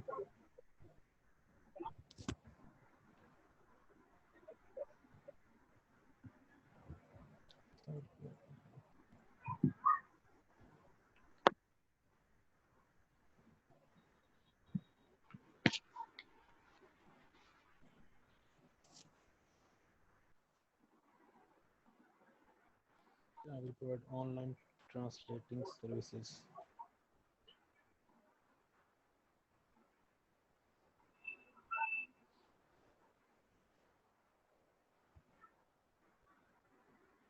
अच्छा, बिल्कुल मज़े की बात, आज भी मैंने आपको एक अपना जो ऑर्डर दिखाया था वो मैंने इनको जापानीज कन्वर्ट किया था, क्योंकि मुझे एक जापानीज का जे भी नहीं पता कि जापानी में जे किसको कहते हैं, लेकिन मैंने फिर भी एक 2 पेजेस का ब्रोशर था उसको जापानीज में कन्वर्ट कर लिया था।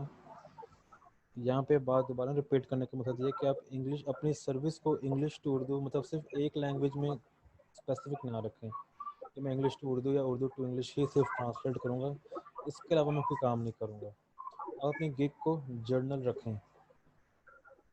अगर आपने स्पेसिफिक कुछ इस तरह की बतानी है, कोई डिज़ाइन कर गिग बना रहे हैं आप, तो आप ट्रांसलेशन का गिग बना रहे हैं तो आप उसको लैंग्वेज स्पेसिफिक ना करें कि मैं सिर्फ इसी लैंग्वेज में कन्वर्ट करूँगा। गूगल के ऊपर बेशुमार इस तरह के फ्री सॉफ्टवेयर पड़े हैं, गूगल का अपना ट्रांसलेटर पड़ा हुआ है, आप वहाँ पे सिर्फ इंग्लिश टाइप करें, आपको स्पेनिश का, जापानी का, किसी भी लैंग्वेज में खुद ब खुद कन्वर्ट करके दे देगा। तो ट्रांसलेशन का अच्छी सर्विस है यहाँ पे, इसके ऑर्डर्स भी अच्छे मिल जाते हैं। दूसरा ये कि आप जो है ना इसका गिग ये जो है ये कीवर्ड मेन कीवर्ड, इसमें देखने कितना कंपटीशन है, क्या बात है, सबसे ऊपर आपका ही आ रहा है।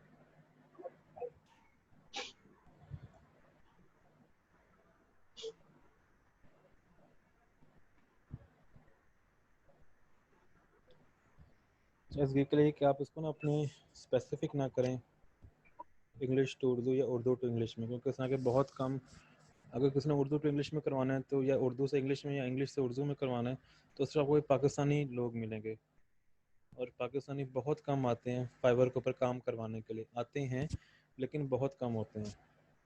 तो आप इसको लैंग्वेज स्पेसिफिक ना रखें। ट्रांसलेशन का बहुत अच्छा गिग है, सर्विस बहुत अच्छी है, आपकी निश बहुत अच्छी है, लेकिन इसको आप जर्नल रखें कि मैं आपको किसी भी लैंग्वेज में कन्वर्ट करके दे सकता हूँ। ऑनलाइन इसके बेशुमार टूल्स पड़े हुए हैं, लैंग्वेज ट्रांसलेटर बेशुमार पड़े हैं ऑनलाइन।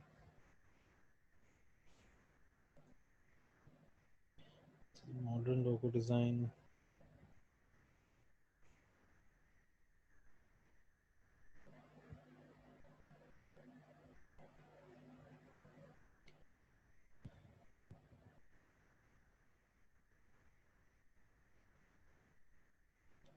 बस हम आपने भी ये लेक्चर वाला ही कॉपी पेस्ट किया हुआ है यार। आप सारे रिक्वेस्ट आप लोगों से लेक्चर का कुछ भी कॉपी पेस्ट ना करें, क्योंकि आप लोग कॉपी पेस्ट करेंगे तो मतलब 10 लोग कॉपी पेस्ट कर रहे हैं उसको, तो 10 के 10 लोगों की गिग के ऊपर सवालिया निशान लगा सकता है फाइबर। आप बेशक फॉर्मेट वो रखें लेकिन कम से कम वर्डिंग चेंज कर दें।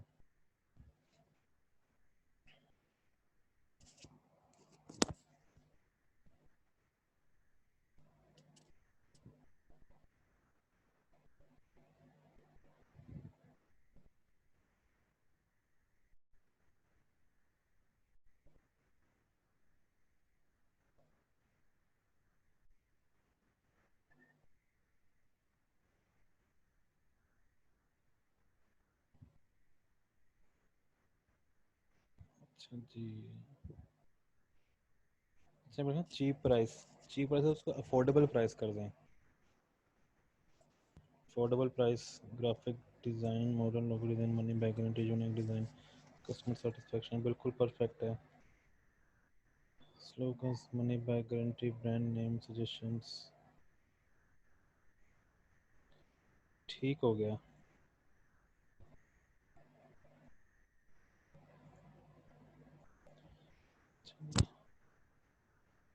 अगली प्रोफाइल व्यू,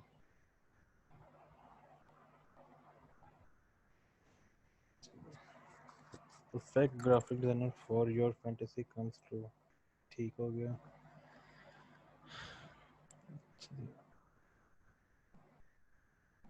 अच्छा, आपने भी नीचे अभी तक डिस्क्रिप्शन नहीं लिखी, अपनी डिस्क्रिप्शन लाजमी यहाँ पे ऐड करें।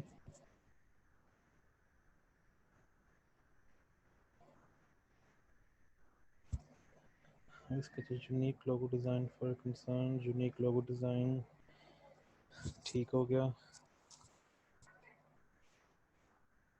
लोगो, अच्छा एक चीज़, जो अपनी इमेज लगाई हुई कैनवा की पेड इमेज है, इसको आप कोशिश करें रिमूव कर दें यहाँ से। कैनवा की पेड इमेज, अगर फाइबर कुछ नहीं करे लेकिन कस्टमर जो ये समझ जाएगा कि जो आप डिज़ाइनिंग करेंगे वो कैनवा के अंदर डिज़ाइन करेंगे। अगर कैनवा में डिज़ाइन करेंगे इसका मतलब कि आप जुगाड़ू किस्म के डिज़ाइनर हैं। बेशक हम कैनवा में काम करें, जिस मर्जी फ्री सॉफ्टवेयर में काम करें, जो मर्जी जुगाड़ लगाएं, कस्टमर को नहीं पता चलना चाहिए कि हम जुगाड़ी काम करते हैं। कस्टमर को हम प्रोफेशनल काम ही करके देंगे, उसको यही लगेगा कि काम किसी प्रोफेशनल ने करके दिया। हम चूँकि हैं इसके अंदर, अगर आपको लगता है, अगर मैं अपनी बात करूँ तो नॉन टेक्निकल पर्सन है, ग्राफिक डिज़ाइनिंग नहीं आती, कोई मसला नहीं है। फ्री जो हैं टूल्स एंड टिप्स आपको प्रोवाइड करूँगा मैं, किस तरह किस वेबसाइट पे जाके आपने लोगो डिज़ाइन करना है। लेकिन कभी भी अपनी प्रोफाइल के अंदर कुछ इस तरह का इमेज ना लगाएं जिसमें किसी और कंपनी का लोगो लगा हो। तो जो आपका सेकंड इमेज है जिसमें कैनवा का लोगो है, इसको काइंडली यहाँ से डिलीट कर दें।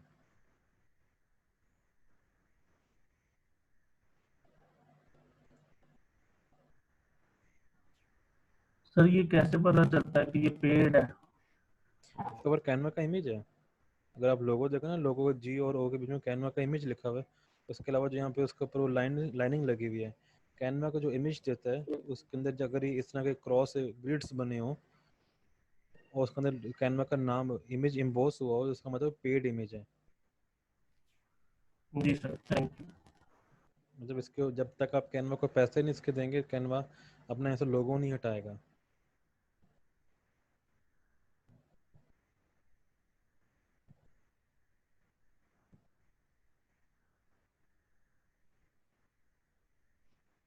जब कोई थर्ड पिक्चर है, मॉडर्न लोगो आपने बड़ा अच्छा लगा सिलेक्ट किया टेम्पलेट कैनवा से, लेकिन एक सजेशन है, फाइवर जो है एक प्रोफेशनल प्लेटफॉर्म है। यहाँ पे मतलब जैसे आप यहाँ पे बेसिकली तीन आपके पास इमेजेस है ना, यहाँ पे गैलरी लगाने के लिए। यहाँ पे आपने अपना काम शो करना है कि आप किस तरह का काम कर सकते हैं, लोगों को अट्रैक्ट करना है अपनी प्रोफाइल के ऊपर, अपने गिग के ऊपर। यहाँ पे कोशिश करें कि ऐसे ही इमेजेस लगाएं, जैसे आपका पहला इमेज है वो बहुत ही अच्छा लगता है, प्रोफेशनल इमेज है, तब एक बार बंदा देखेगा ज़रूर कि इस वाली पिक्चर को देख के 2-3 मिनट इस पिक्चर को देखने में लगाएगा ज़रूर। लेकिन जो आप बाकी पिक्चर्स हैं, कोशिश करें कि ऐसी मतलब ऐसी इमेजेस हों जिनको जो कस्टमर को अट्रैक्ट करें अपनी तरफ आपके काम के लिहाज से।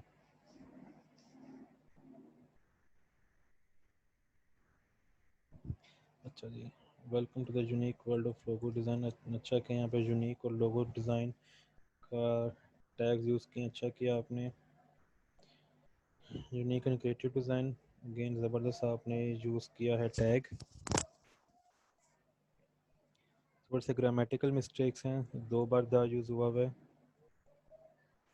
यूनिक लोगो, फिर एक बार यूनिक लोगो का आपने यूज़ किया, बहुत अच्छा किया। फिर यूनिक लोगो, बहुत अच्छा किया। 4 से 5 बार आपने यूज़ कर लिया। एज पर योर रिक्वायरमेंट, इसको थोड़ी सी इंग्लिश चेक कर लें इसकी। एज पर योर रिक्वायरमेंट्स मेरे ख्याल से आना चाहिए। Original unique design granted to point, minimalistic logo, no copy of others.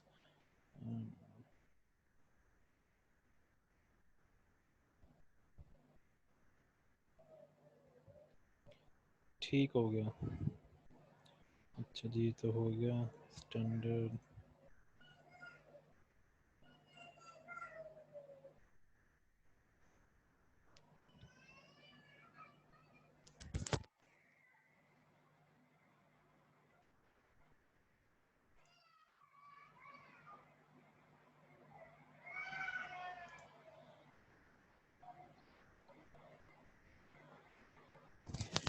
Package भी आपके ठीक हैं, तो इतने हाई प्राइस भी नहीं है, डिविजन्स भी ठीक हैं।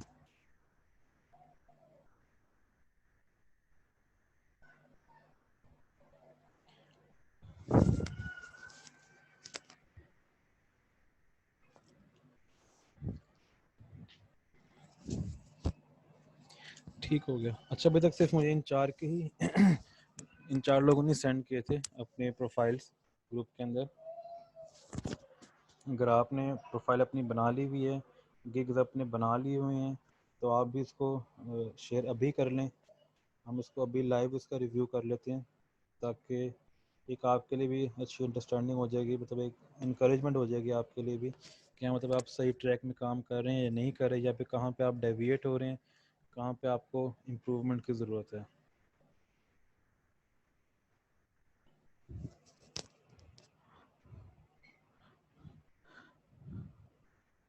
और किसी ने बनाए हैं अपनी प्रोफाइल या गिग बनाए हुए हैं?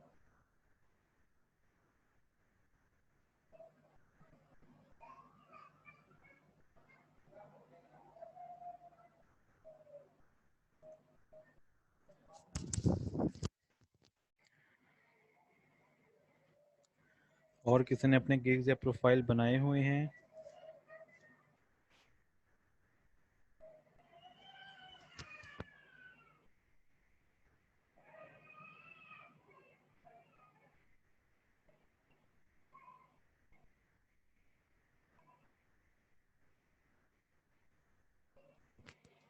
और कितने ने अपने गिग्स या प्रोफाइल नहीं बनाए हुए? 9 सर।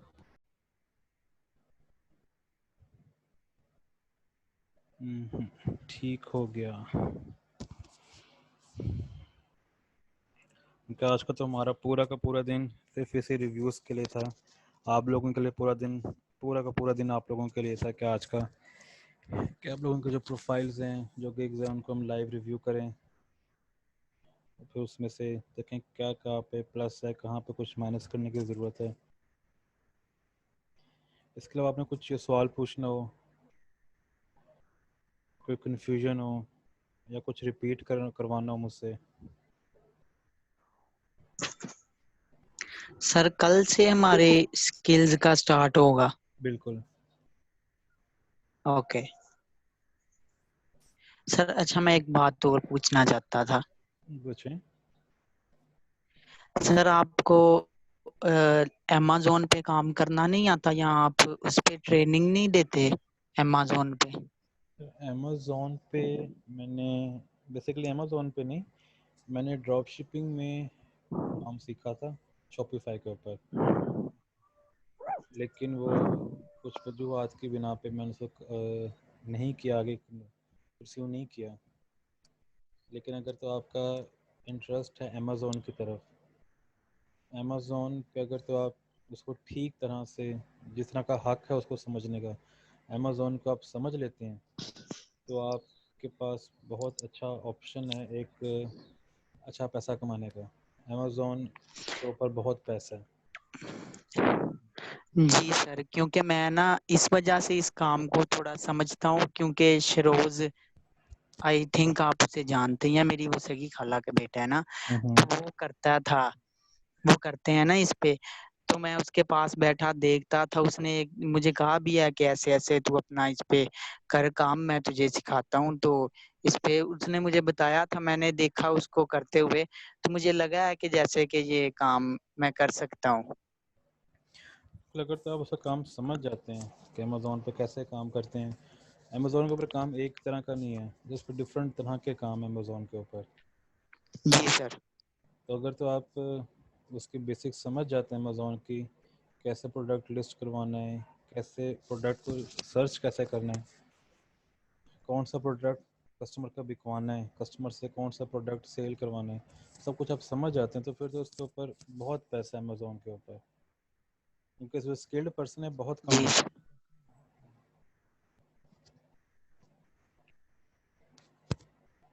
तो सर ऐसे कि आप कोई ट्रेनिंग नहीं देते हैं अमेज़न पे? नहीं, ये मेरा कोर स्ट्रेंथ नहीं है अमेज़न। ओके। अगेन इतना अगर आपने चलें उसकी बात कर ही लिया कि आप किसी और को देख के इंस्पायर हो रहे हैं, तो आप इंस्पायर लाजमी हो, लेकिन अगेन जो आपकी कोर स्ट्रेंथ है आप उस पर फोकस करें कि आपकी कोर स्ट्रेंथ क्या है। दुनिया में अरबों खरबों इंसान है, हर बंदा एक ही तरह का इंसान नहीं है, हर बंदा ही डॉक्टर नहीं बनता, हर बंदा ही इंजीनियर नहीं बनता। अब जिस मैं जगह पे काम करता हूँ बेसिकली वो स्टूडेंट काउंसलिंग डिपार्टमेंट है, तो मेरे पास जो स्टूडेंट्स आते हैं काउंसलिंग के लिए, उनसे मेरा पहला सवाल ये होता है कि आप ये क्यों करना चाह रहे हैं। तो उनमें से आप यकीन करें 99% लोगों का ही जवाब होता है कि उनके पेरेंट्स ये चाहते हैं। ये उनके पेरेंट्स क्यों चाहते हैं, पेरेंट्स इसलिए चाहते होते हैं क्योंकि कोई खाला का बेटा, कोई मामे का पुत्र, कोई फूफी का बेटा वो काम पहले से कर रहा होता है। तो आप इस रैट रेस का हिस्सा ना बने, जो आपकी कोर स्ट्रेंथ है जी आप उस पर सर। प्ले करें। हर बैट्समैन शाहिद अफरीदी नहीं होता, हर बॉलर वसीम अकरम नहीं होता, हर ओके किसी की कोर स्ट्रेंथ होती है। एक टीम के अंदर फास्ट बॉलर भी होते हैं, स्पिनर भी होते हैं, विकेट कीपर भी होते हैं। ठीक है, अमेजोन का काम सीखना है, मैं ये नहीं कह रहा कि आप ना सीखें, बिल्कुल सीखें, लेकिन जो उस काम की वजह से जिसमें आपकी स्ट्रेंथ नहीं है आप उसके पीछे टाइम ज़ाया ना करें। आप अपनी कोर स्ट्रेंथ खुद आइडेंटिफाई करें और आप फिर उसके ऊपर काम करें। Okay sir.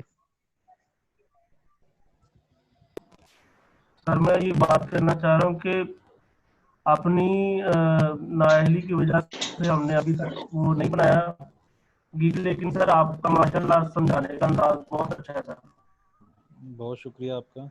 जो इसमें है ना, जब नया स्टार्ट में आप इसे कहें कि हमारी कम अहली की वजह से, अहल तो हम सारे ही हैं, लेकिन आपने कम अहलियत का मुजाहरा कि इस वजह से किक नहीं बना। ना अहली ना कहें इसको, आप इसको कम अहली कह लें। जी सर ठीक है सर। अब ये कि जितना मेहनत आप करेंगे इसके ऊपर, मेरा काम था समझाना, वो मैंने समझा दिया। अब इस पे काम करना आपने है। अगर काम नहीं करेंगे तो आप 4-5 महीने बाद फिर ये कहेंगे, जब कोई फेसबुक पे देखेंगे ऑनलाइन अर्निंग का कोई ब्रोशर देखेंगे, आप कहेंगे यार ये बंदे ही फ्रॉड होते हैं, कोई पैसा नहीं मिलता ऑनलाइन अर्निंग के ऊपर। ऐसा मैं भी समझता था शुरू के अंदर, जब मैंने इस पर काम कभी शुरू ही नहीं किया था। लेकिन जितना टाइम फाइवर को देंगे, जितना आसान यहाँ पे है पैसा कमाना। जिस तरह मैंने आपको अभी अपने गिग्स दिखाए थे, जो कि मैंने ऑर्डर्स दिखाए थे, जो कि मैंने एम ही बिड किया और मैंने एम ही विन कर लिया उन बिड करके, जो इसका मुझे अता पता कुछ नहीं था कैसे करना कैसे नहीं करना। मैंने फिर भी अल्लाह का नाम लेके बिड किया, जिसमें से एक $150 का प्रोजेक्ट भी था, थोड़े एक 30 का था, एक $15 का प्रोजेक्ट था। बिड करें, विन करें, लेकिन जब तक आप इस पिच पे टिके रहेंगे कामयाबी तभी हासिल होगी। जब तक आप इस पिच के ऊपर बैटिंग करने नहीं आएंगे तब तक आप कामयाब नहीं हो सकते। पवेलियन में बैठकर छक्का चौका सर कौन ये मार सकता है? सर एक सवाल है हाँ जी पूछें। सर, bidding क्या होती है क्या चीज़? सर? बिड बिड बिडिंग, जो आप कह रहे हैं, बिड ये जो मैं आपको अभी बायर रिक्वेस्ट दिखाई थी, बायर रिक्वेस्ट में जब बायर रिक्वेस्ट के ऊपर हम प्रपोजल सेंड करते हैं इसको कहते हैं बिडिंग करना।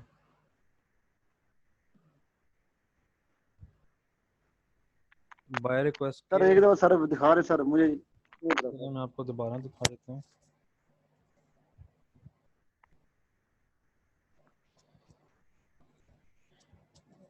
बायर रिक्वेस्ट कुछ इस तरह शो होती हैं हमारी स्क्रीन के ऊपर।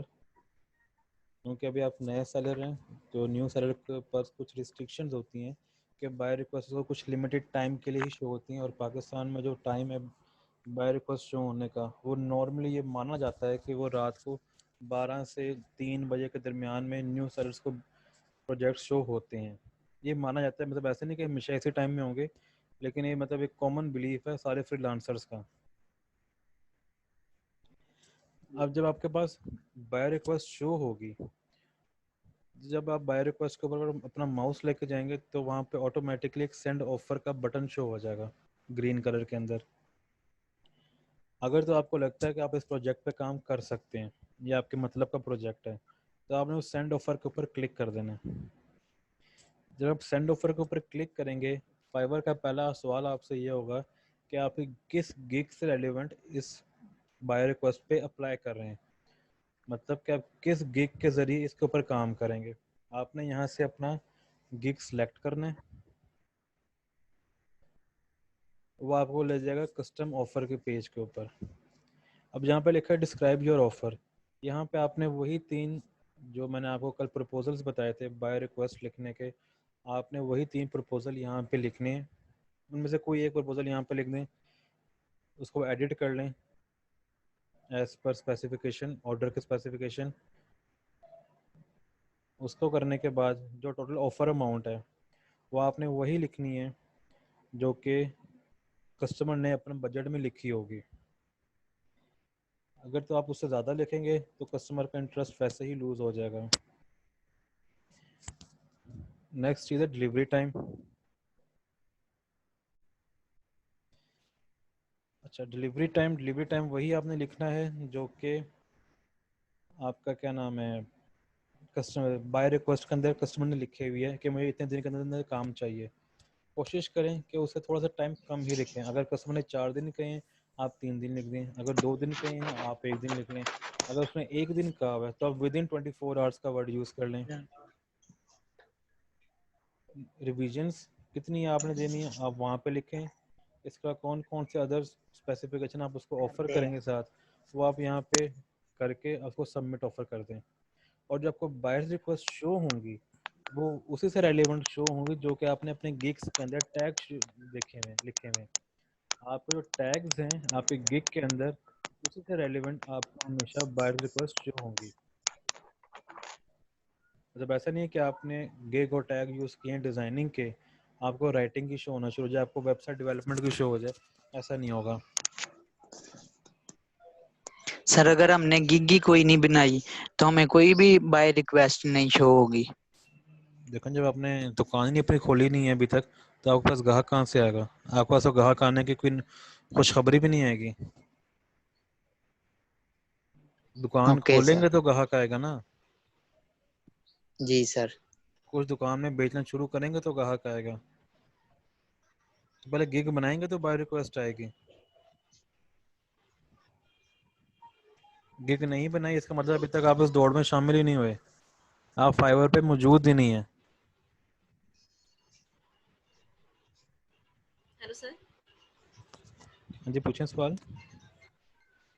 सर मैंने अपनी जो दूसरी गिग है ना वो पॉडकास्ट के हवाले से बनाई है, पॉडकास्ट एडिटिंग। और उसके लिए ना जो वीडियो मांग रहे हैं, मतलब वो वीडियो जैसे कैनवा से मैंने अब पिक्चर्स ली हैं गैलरी के लिए, तो उसकी गैलरी के लिए मैं कहाँ से वीडियो बनाऊंगी, इसका आइडिया है आपको? आपको इमेजेस चाहिए? इमेजेस नहीं, वीडियो। वीडियोस ठीक हो गया, 1 मिनट। पॉडकास्ट एडिटिंग के लिए।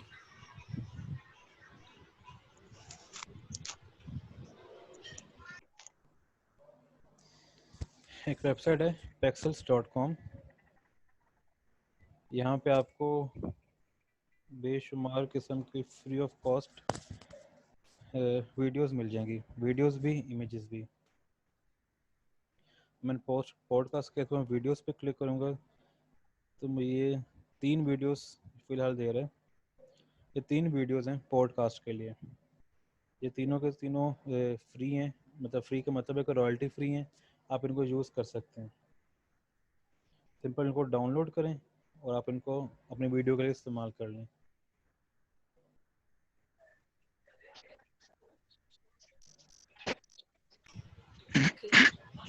ठीक हो गया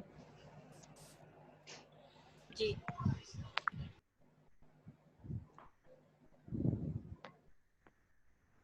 और किसी ने कोई क्वेश्चन पूछना हो, कोई चीज़ ना समझ आई हो?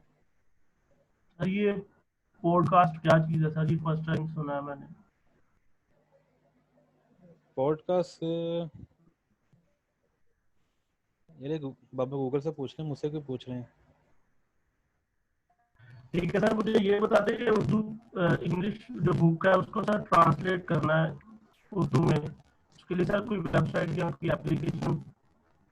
इंग्लिश टू उर्दू में करना है, टेक्स्ट है या फिर ऑडियो फॉर्म में है?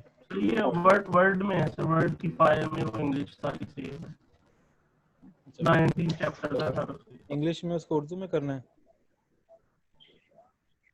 19 चैप्टर्स हैं सर उसके। मैं करूँ इंग्लिश में है, आपने उसको उर्दू में कन्वर्ट करना है? जी सर, उर्दू में करना। ठीक है, एक बड़ी अच्छी सर्विस है, आप उससे फ़ायदा उठा सकते हैं। आप fiverr.com पे जाएं, usama.25 के गिग पे इनका गिग बना हुआ है उर्दू टू इंग्लिश ट्रांसलेशन का, आप इनसे करवा लें। सर मुझे बता दें, मैं फ्री में कर लूंगा, इनको पैसे देने पड़ेंगे? कुछ नहीं होता, वो क्या है इस्लामा इकबाल का शेर, पता नहीं किसका शेर, इस्लामा इकबाल का है कि किसी और के, करो मेहरबानी तुम अहले ज़मीन पे, खुदा मेहरबान होगा अर्शद भरीम पे। कोई नहीं, आप इनको सर्विस ऑर्डर दें, अल्लाह आपको ऑर्डर देगा।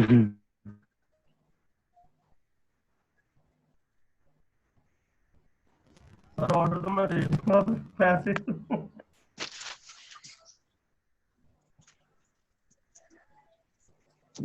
नहीं, आप गूगल पे सर्च मारें, शायद आपको सर यहाँ मैं एक बात करूँ,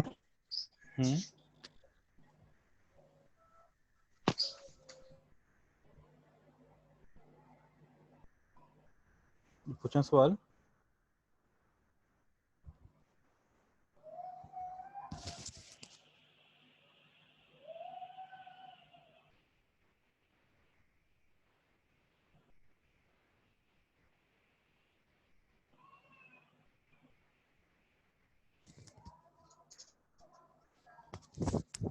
कोई क्वेश्चन पूछना है?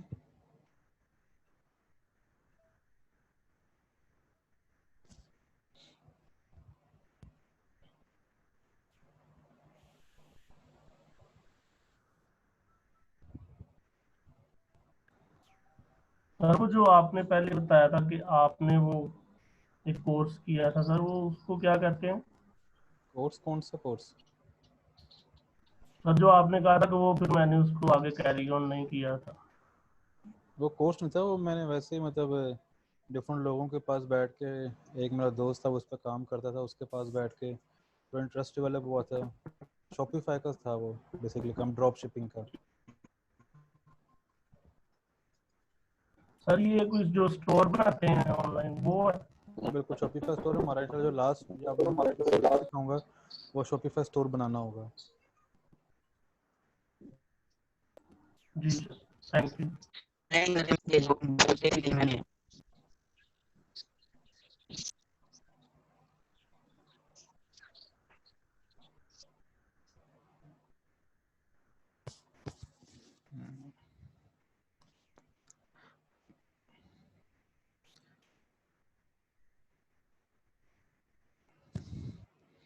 जी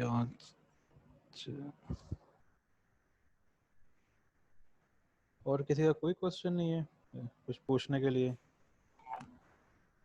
सर मैंने ये पूछना था कि फोटोग्राफी का मुझे बड़ा शौक है सर। तो सर मैं उस पर गिग बनाना चाह रहा हूँ, तो सर मैं उसके लिए मैं चाह रहा हूँ कि मैं ये पूछूं कि सर उसमें कोई अच्छा कैमरा होना चाहिए आपके पास में, मोबाइल से ही इमेज लेके डाउनलोड कर सकते हैं? फोटोग्राफी का मुझे आइडिया नहीं है, लेकिन इस पर मैंने भी सर्च किया फोटोग्राफी, तो इस पे सर्विसेज तो लोग दे रहे हैं फोटोग्राफी की, ऐसा नहीं है कि नहीं है। अब फोटोग्राफी की सर्विसेज तो हैं, लेकिन अब आपको कैमरा कौन सा चाहिए इसका मुझे आइडिया नहीं है, क्योंकि मेरा बिल्कुल भी एक्सपीरियंस नहीं है फोटोग्राफी में। ड्रेस डिज़ाइनिंग सर्विसेज, ये भी चेक कर लेते हैं कि ड्रेस डिज़ाइनिंग सर्विसेज हैं या नहीं। बिल्कुल हैं ड्रेस डिज़ाइनिंग की सर्विसेज, 87 लोग इसको ऑफ़र कर रहे हैं फ़िलहाल फाइवर के ऊपर ड्रेस डिज़ाइनिंग को। सर मैंने एक बुक का भी सर रिव्यू दिया है अपने एक दोस्त को, लेकिन सर उससे पहले मुझे पता नहीं था कि ये फाइबर पे होता है। ये सर मैंने देखा फाइबर पे तो इसका कंपटीशन भी बहुत कम है सर।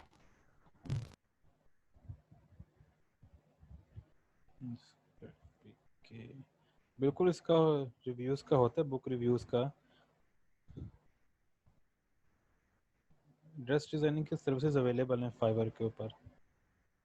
मैं आपको डे 1 पे बताया था कि फाइबर के ऊपर आप कुछ भी ऑफ़र कर सकते हैं, बस वो लीगल होना चाहिए, वो उसको एथिकल होना चाहिए। फाइबर को कोई इतराज़ नहीं है।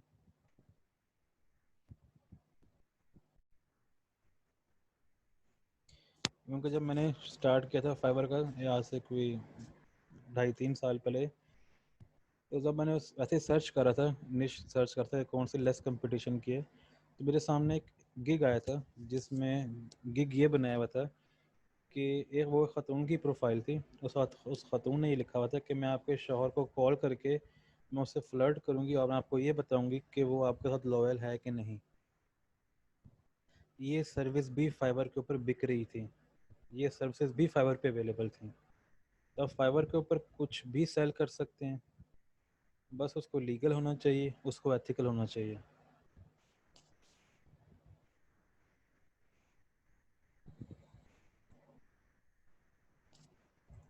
अभी आपने बात की थी बुक रिव्यू की।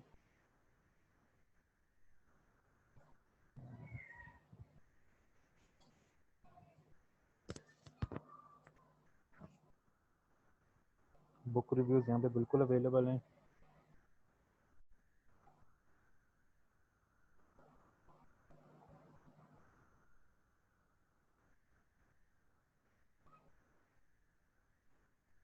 सर ये जब भी हमने बुक रिव्यू देखा तो सर इसमें उसने सजेशंस नहीं दी हमें। सजेशंस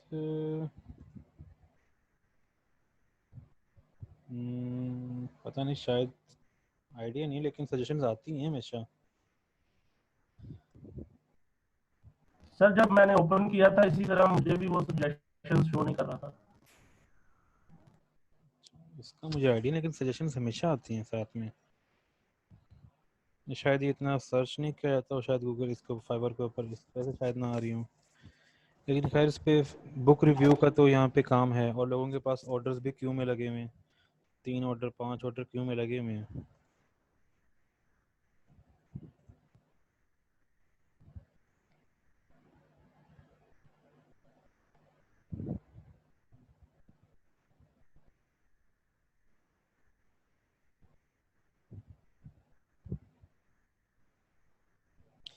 और किसी ने कोई सवाल पूछना हो, कोई मतलब कोई कंफ्यूजन हो।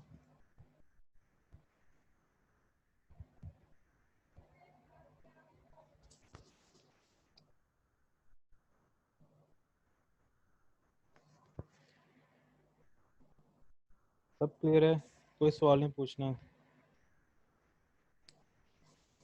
Clear sir, thank you. ठीक हो गया, फिर इंशाल्लाह कल मुलाकात होगी। हम स्टार्ट करेंगे अपना जो हमारा स्किल बिल्डिंग का फेज़ है, सेकंड फेज़, उसको हम स्टार्ट करेंगे कल से इंशाल्लाह। उससे फ़ायदा ही आपको ये होगा कि अगर तो आपको ऐसा कन्फ्यूजन है अभी तक कि मैं फाइवर पे काम क्या क्या करूं, तो उससे एक आपको एटलीस्ट आइडिया हो जाएगा कि आप एक नॉन स्किल्ड पर्सन होते हुए एक स्किल्ड पर्सन के लेवल का काम कैसे कर सकते हैं। बहुत आसान और जुगाड़ी तरीके होंगे। सर वो आपने अभी बताया था कि pixels.com, pexels.com। पैक्सल्स, सर उससे अगर हम उससे कोई इमेज लेते हैं अपना लगाने के लिए तो सर वो उसमें कोई कॉपी वाला तो सीन नहीं वो आता? इमेज रॉयल्टी होता है। आप कभी भी ना इस तरह फ्री इमेजेस गूगल से भी लें, अगर कभी पिक्साबेस से लें या pexels.com से लें, आप उसके ऊपर हमेशा कुछ ना कुछ अपनी एडिटिंग लाजमी करें। कुछ उस पर आप टेक्स्ट लिखें, वो लाजमी लिखें, क्योंकि वो सिर्फ आप ही वो, बेशक वो रॉयल्टी फ्री है, लेकिन सिर्फ आप ही वो यूज़ नहीं कर रहे, और बहुत सारी दुनिया में करोड़ों अरबों लोग हैं जो कि उसको यूज़ कर सकते हैं। तो आप उस इमेज के ऊपर अपना नाम, कुछ अपने गिग का टाइटल, कुछ इस तरह करके लाजमी लिखें। अच्छा, कल के लेक्चर का रिव्यू मैं बिल्कुल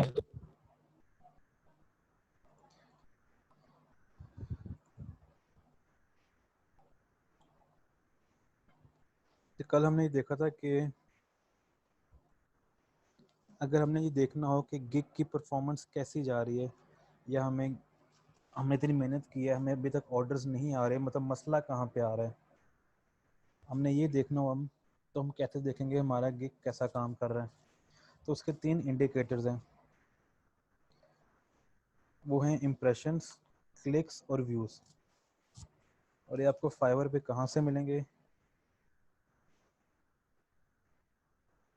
आप गिग्स के ऊपर जब क्लिक करेंगे तो जितने भी आपने गिग्स बनाए होंगे उनके इम्प्रेशंस, क्लिक्स, ऑर्डर्स और कैंसिलेशन, इसको फिलहाल आप इग्नोर कर दें, ये आपके सामने शो हो जाएंगे। अब इम्प्रेशंस का मतलब ये है कि आपका गिग कितनी बार सर्च में अपीयर हुआ है।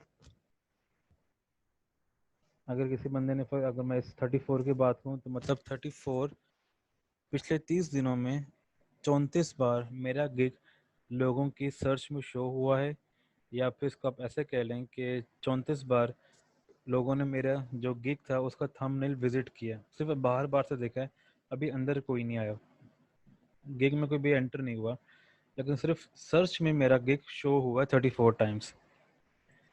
क्लिक्स ये होता है कि कितनी बार कस्टमर ने उस गिग के ऊपर क्लिक करके मेरी गिग के अंदर आया। मैं आपको एग्जांपल करके देता हूँ, आपको और क्लियर हो जाएगा इससे। मैंने फोटोग्राफी यहाँ पे सर्च किया है, तो यहाँ पे जितने भी मेरे सामने गिग्स शो हो रहे हैं सर्च के अंदर, जो जो गिग मैं देखता जा रहा हूँ उन सब को एक एक इम्प्रेशन मिली जा रहा है। इस गिग को एक इम्प्रेशन मिला, हर गिग को एक एक इम्प्रेशन मिली जा रहा है,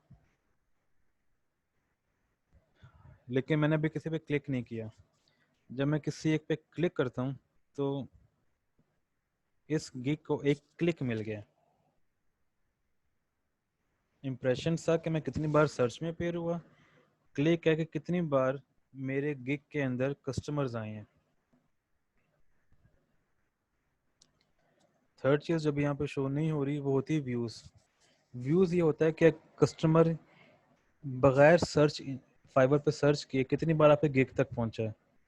फॉर एग्जांपल ये थ्रू सोशल मीडिया भी आ सकता है, अगर आपने ट्विटर पे या फिर फेसबुक पे, लिंक्डइन पे कहीं भी अपने गिग शेयर किया हुआ है, तो कस्टमर वहाँ से कितनी बार आया है आपके गिग के ऊपर, वो व्यूज़ में काउंट होगा। अगर फॉर एग्जांपल कस्टमर ने इम्प्रेशंस देखा आपके गिग का, उसने आपकी गिग ओपन नहीं किया, उसने आपकी प्रोफाइल ओपन कर ली, फिर प्रोफाइल ओपन करने के बाद उसने आपकी गिग ओपन की, तो ये एक होगा व्यू, ये क्लिक नहीं होगा, वहाँ पे गिग पे क्लिक नहीं हुआ। अब इनको हमने यूटिलाइज कैसे करना है अपने एनालिसिस के लिए।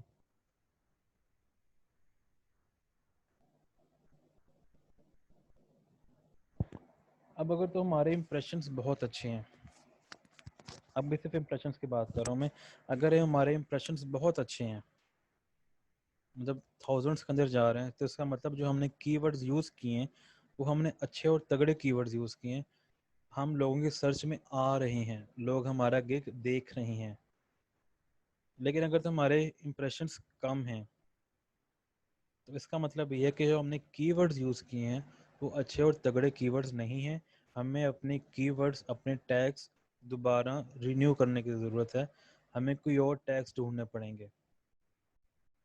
अच्छा, अगर इंप्रेशंस भी अच्छे हैं और क्लिक्स अच्छे नहीं हैं, मतलब अगर आपके पास इंप्रेशंस 2-3 हज़ार हैं लेकिन क्लिक्स आपके पास सिर्फ 15-20 हैं, तो इसका मतलब ये है कि जो आपने थंबनेल यूज़ किया, जो आपने गैलरी में इमेज यूज़ किया हुआ है, या जो आपका गिग का टाइटल है, वो टाइटल इतना कैची नहीं है कि कस्टमर उसको देखता तो है लेकिन उसके गिग के अंदर एंटर नहीं हो रहा। इसको आप दूसरी तरीके से समझें कि मार्केट में आपके शॉप के आगे से कस्टमर गुजर तो रहा है, लेकिन जो आपने उस अपना जो आपकी दुकान के जो आउटर लुक है और जो आपने फ्लेक्स वगैरह लगाए हुए हैं, जो आपने अपना दुकान का नाम लिखा हुआ है, वो इस तरह का है कि कस्टमर को के लिए वो कैची नहीं है, कस्टमर आपके शॉप में एंटर नहीं हो रहा। तो अगर इम्प्रेशंस अच्छे हों और क्लिक्स अच्छे ना हों, इसका मतलब ये है कि आपको अपने थंबनेल, अपने गिग का टाइटल रिवाइज करने की ज़रूरत है।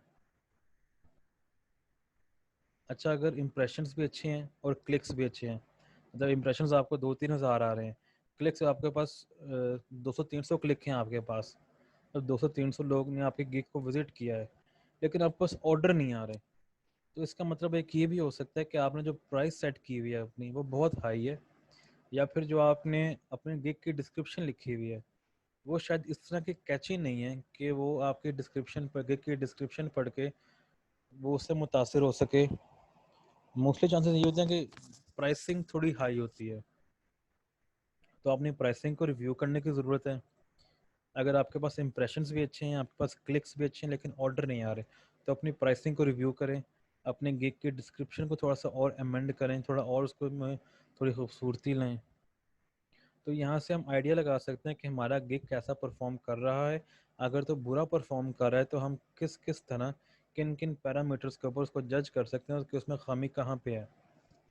आया उसमें कीवर्ड्स की खामी है, उसमें थंबनेल की खामी है, या फिर उसमें प्राइसिंग की खामी है। उसके बाद हमने कल ये देखा था कि जो बाय रिक्वेस्ट, क्या मैं बार बार बात करते हैं कि बाय रिक्वेस्ट लिखते कैसे हैं, तो उसमें प्रपोजल राइटिंग है, बाय रिक्वेस्ट लिखते हुए कोई लंबी चौड़ी कहानी नहीं किसी के साथ डालनी, सिर्फ मैक्सिमम 4 से 6 लाइन्स के अंदर आपने प्रपोजल राइटिंग करनी है, बिड राइटिंग करनी है। ये 3 सैंपल हैं। पहला सैंपल है हाय या हेलो आई कैन क्रिएट या फिर आई विल डिज़ाइन, जो भी सर्विस डिमांड की है कस्टमर ने उसके मुताबिक आप उसको एडिट कर लें और जिसने सर्विस मांगी हुई है उसको यहाँ पे कॉपी पेस्ट कर दें विद इन कितने नंबर ऑफ डेज, और फिर आप उसको फाइनल डिलीवरी में प्रोवाइड क्या करेंगे आपको यहाँ पे लिख लें प्लस कितने नंबर ऑफ रिविजन्स होंगे। ऐसे सेकंड सैंपल है कि मैं प्रोफेशनल जो आप सर्विस प्रोवाइड कर रहे हैं, राइटर हैं, लोगो डिज़ाइनर हैं, कुछ भी हैं, I am professional this having more than इतने साल का एक्सपीरियंस, और फिर आगे वही आप क्या ऑफ़र कर रहे हैं, कितने दिन में ऑफ़र करेंगे, फाइनल डिलीवरी के अंदर क्या कुछ चीज़ें शामिल होंगी, कितने रिविजन्स में शामिल होंगे। इसी तरह थर्ड सैंपल है कि द आस्क सर्विस, जो सर्विस उसने मांगी है, लोगो डिज़ाइनिंग मांगी है, कंटेंट राइटिंग मांगी है, वेबसाइट डेवलपमेंट मांगी है, एसईओ मांगी है, जो भी सर्विस कस्टमर ने मांगी हुई है वो आपने यहाँ पे लिखनी है। इस among one of our major expertise listed in gig, quoting you, कितने की प्राइस कोट करें, $5, $10, $50, $100, कितने भी करनी है। फॉर अगर उसको आप ऑफर क्या करें, फॉर 3 लोगोस, 5 लोगोस, या फिर 100 word articles, 200 word articles, including कितने नंबर ऑफ रिवीजन आप इसको ऑफर करें, और फाइनल डिलीवरी में क्या कुछ होगा, और आगे उसमें उसको क्लोज कर देनी बिड को। ये हैं 3 सैम्पल्स हैं बाय रिक्वेस्ट में प्रपोजल लिखने के। अब यही 3 सैम्पल नहीं है, इसके अलावा भी आप खुद से भी कुछ सैम्पल बना सकते हैं। आगे से रेजोल्यूशन सेंटर, तो रेजोल्यूशन सेंटर का काम वैसा ही है जो है किसी अदालत का काम होता है। कोई मसला मसाइल आ जाए, कोई फटा पड़ जाए कस्टमर के साथ, ऑर्डर कैंसिल करना हो, डिलीवरी टाइम एक्सटेंशन चाहिए हो, कोई भी मसला आ रहा हो फाइवर के ऊपर, आप रेजोल्यूशन सेंटर में जाएं, वहाँ पे प्रीपेड मतलब सिर्फ क्लिक्स करना है, फाइवर पूछेगा क्या मसला है आपका, आप वो स्पेसिफिक सर्विस अपनी एंटर करें जो भी आपको मसला आ रहा है, आगे वो आपसे डिटेल पूछेगा और सबमिट करवा दें। लेकिन रेजोल्यूशन सेंटर हमेशा आपको ऑर्डर पेज के ऊपर शो होगी, आपको वैसे कहीं पे शो नहीं होगी जब तक आपको ऑर्डर नहीं मिलेगा।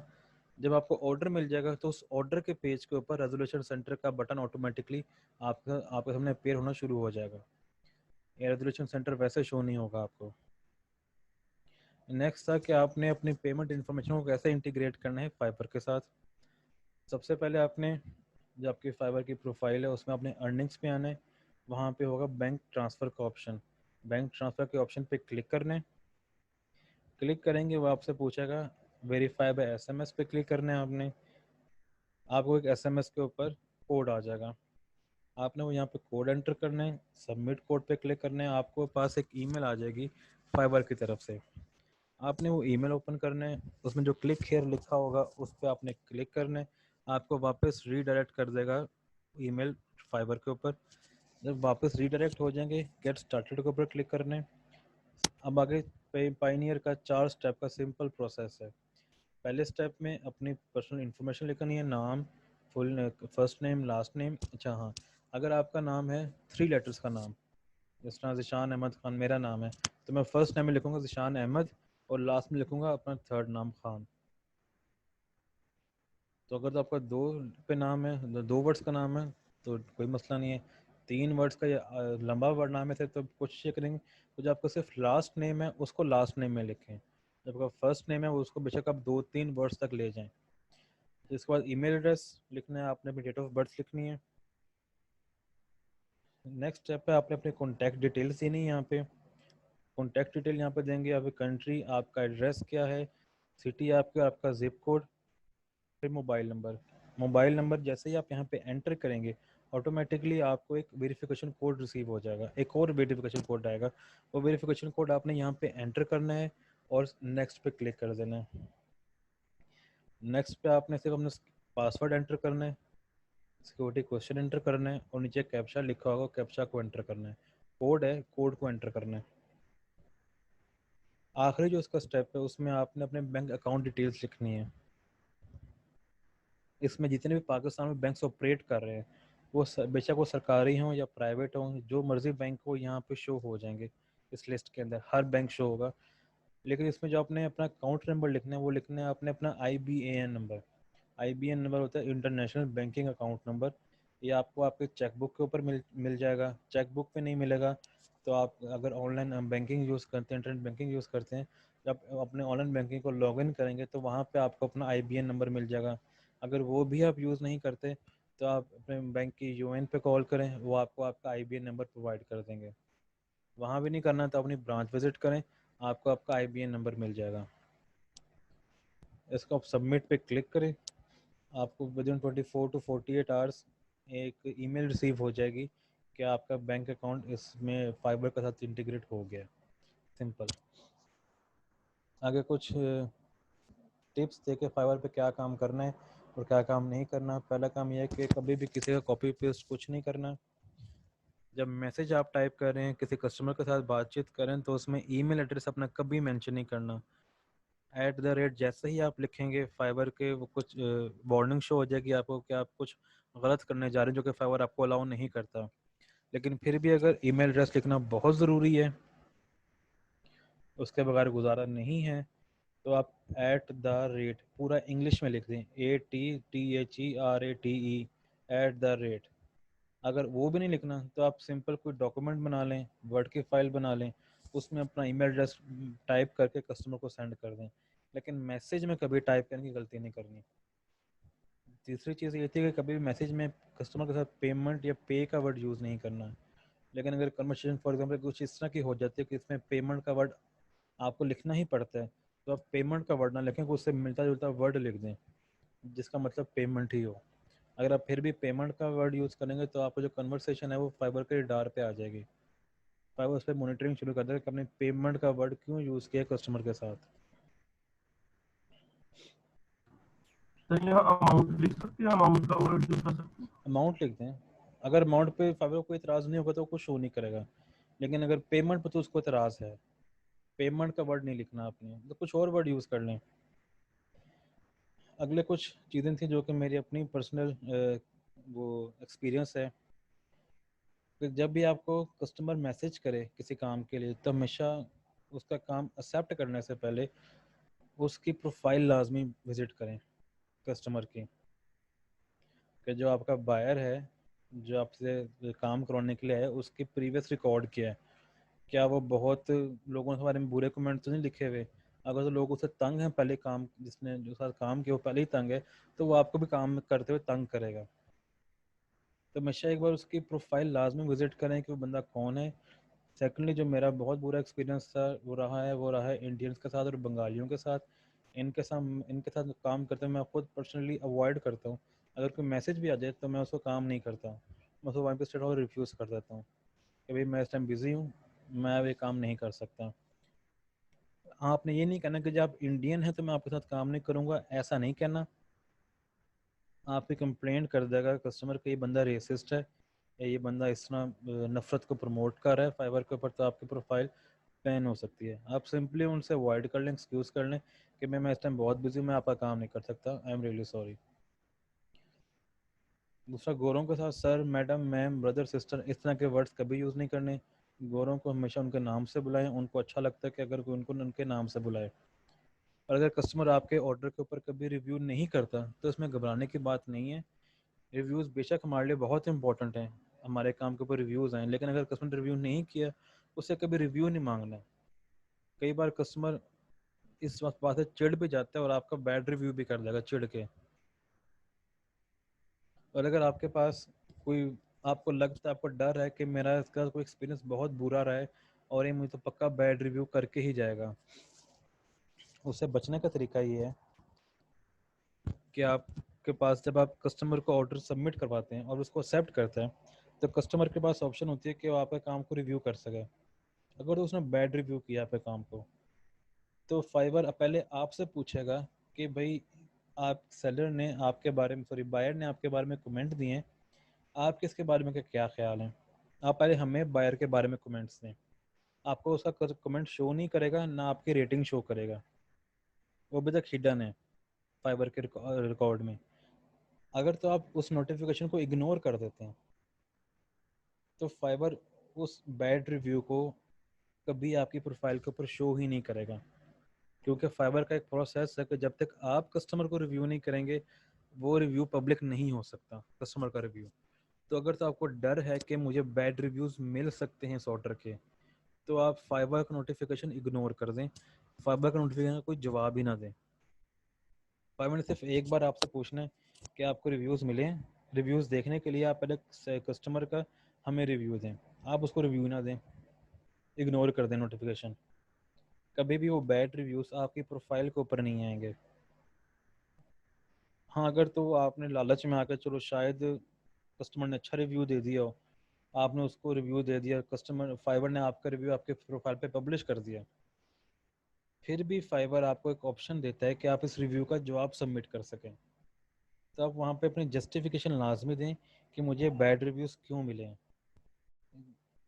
इसमें आप जो दिल की भड़ास निकाल सकते हैं कस्टमर के खिलाफ निकाल दें कि कस्टमर बहुत अनप्रोफेशनल था, इसने मुझे सही टाइम पे क्या कहते हैं उसको, इसने मुझे रिक्वायरमेंट्स पूरी नहीं दी, इसने मेरे मैसेज का जवाब नहीं दिया, इसने रिविजन्स क्लेम नहीं की, तो जो आपने भड़ास निकालनी दिल की निकाल दें इसके ऊपर। कस्टमर कभी भी आपके उस रिव्यू का रिप्लाई बैक नहीं कर सकता ऑफिशियली पब्लिकली। वो आपको मैसेज शायद कर दे कि भाई तूने क्या चीज़ लिख दी है, लेकिन वो आपको कुछ बिगाड़ नहीं सकता ऑफिशियली या पब्लिकली। आपने जो उसको रिव्यू बैक लिख दिया वही फाइनल होगा, उसके बाद कन्वर्सेशन आगे बढ़ेगी ही नहीं।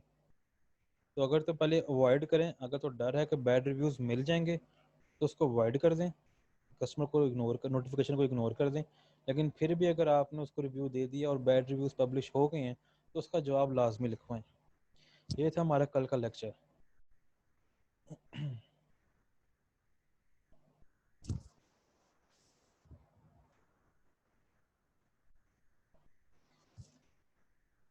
और किसी ने कुछ पूछना हो? सर मैंने ये पूछना था कि हम अपनी गिग की रैंकिंग को देख रहे हैं तो वो थोड़ा सा बता दें कि अगर क्लिक्स हमारे कम आ रहे हैं तो किस चीज़ को हमें फोकस करने की ज़रूरत है? अगर इम्प्रेशंस अच्छे हैं और क्लिक्स कम है तो इसका मतलब ये है कि जो आपने थंबनेल लगाया ना अपनी गिग का वो अट्रैक्टिव नहीं है। जैसे अगर मैं इसके बात करूँ, इस पर सिर्फ 34 इंप्रेशन हैं, क्लिक एक भी नहीं है, तो इसका मतलब है कि इस गिग का, मैं आपको गिग ओपन कर दूं, जो थंबनेल लगाया हुआ है ना मैंने, ये जो ये फोटो लगाई हुई है जिस पर लिखा you will get unique design logo के, ये पिक्चर इतनी अपीलिंग नहीं है कि कस्टमर को अट्रैक्ट कर सके कि कस्टमर इस पर क्लिक करके मेरी गिग के अंदर आए।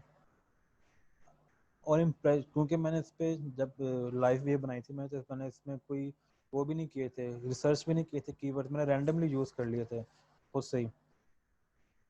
तो इसमें जो कीवर्ड टैग्स यूज़ हुए हैं, ये वाले टैग्स, ये टैग्स इतने अच्छे नहीं हैं। इसका मतलब ये है क्योंकि इसके इंप्रेशंस बहुत ख़राब आ रहे हैं मुझे।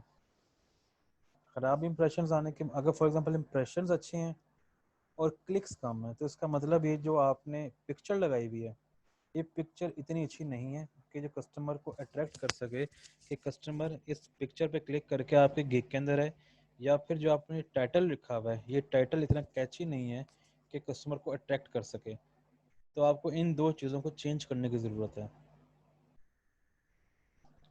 अगर इम्प्रेशंस भी अच्छे हैं, क्लिक्स भी अच्छे हैं, लेकिन फिर भी ऑर्डर नहीं आ रहे, तो उसका मतलब है कि जो आपने प्राइसिंग लिखी हुई है या जो आपने गिग की डिस्क्रिप्शन लिखी हुई है या जो आप गिग में ऑफर कर रहे हैं वो इतना नहीं है कि कस्टमर को अट्रैक्ट कर सके, तो फिर आपको वहाँ पे चेंज करने की ज़रूरत होती है।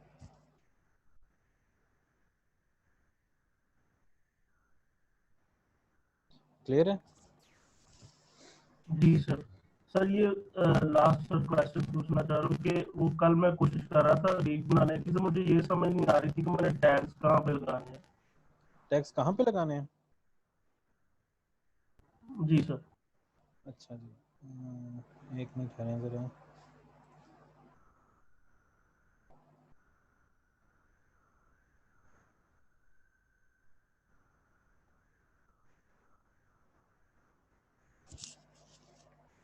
आप गिग बना रहे होंगे ना अपनी, तो नीचे आए सर्च टैग्स, यहाँ पे लिखते हैं टैग्स, यहाँ पे आपने अपने टैग्स लिखने हैं। गिग बनाते हुए सबसे पहले ओवरव्यू की विंडो ओपन होगी, ओवरव्यू की विंडो में सबसे नीचे सर्च टैग के ऑप्शन है, जगह है, यहाँ पे आपने सर्च टैग लगाना है अपने। जी सर, थैंक यू। ठीक है, तो इंशाल्लाह कल मुलाकात होगी। तो कल हम स्टार्ट करेंगे अपना सेकंड फेज स्किल बिल्डिंग का। तब तक के लिए अल्लाह हाफिज़। शुक्रिया सर, अल्लाह हाफ़िज़।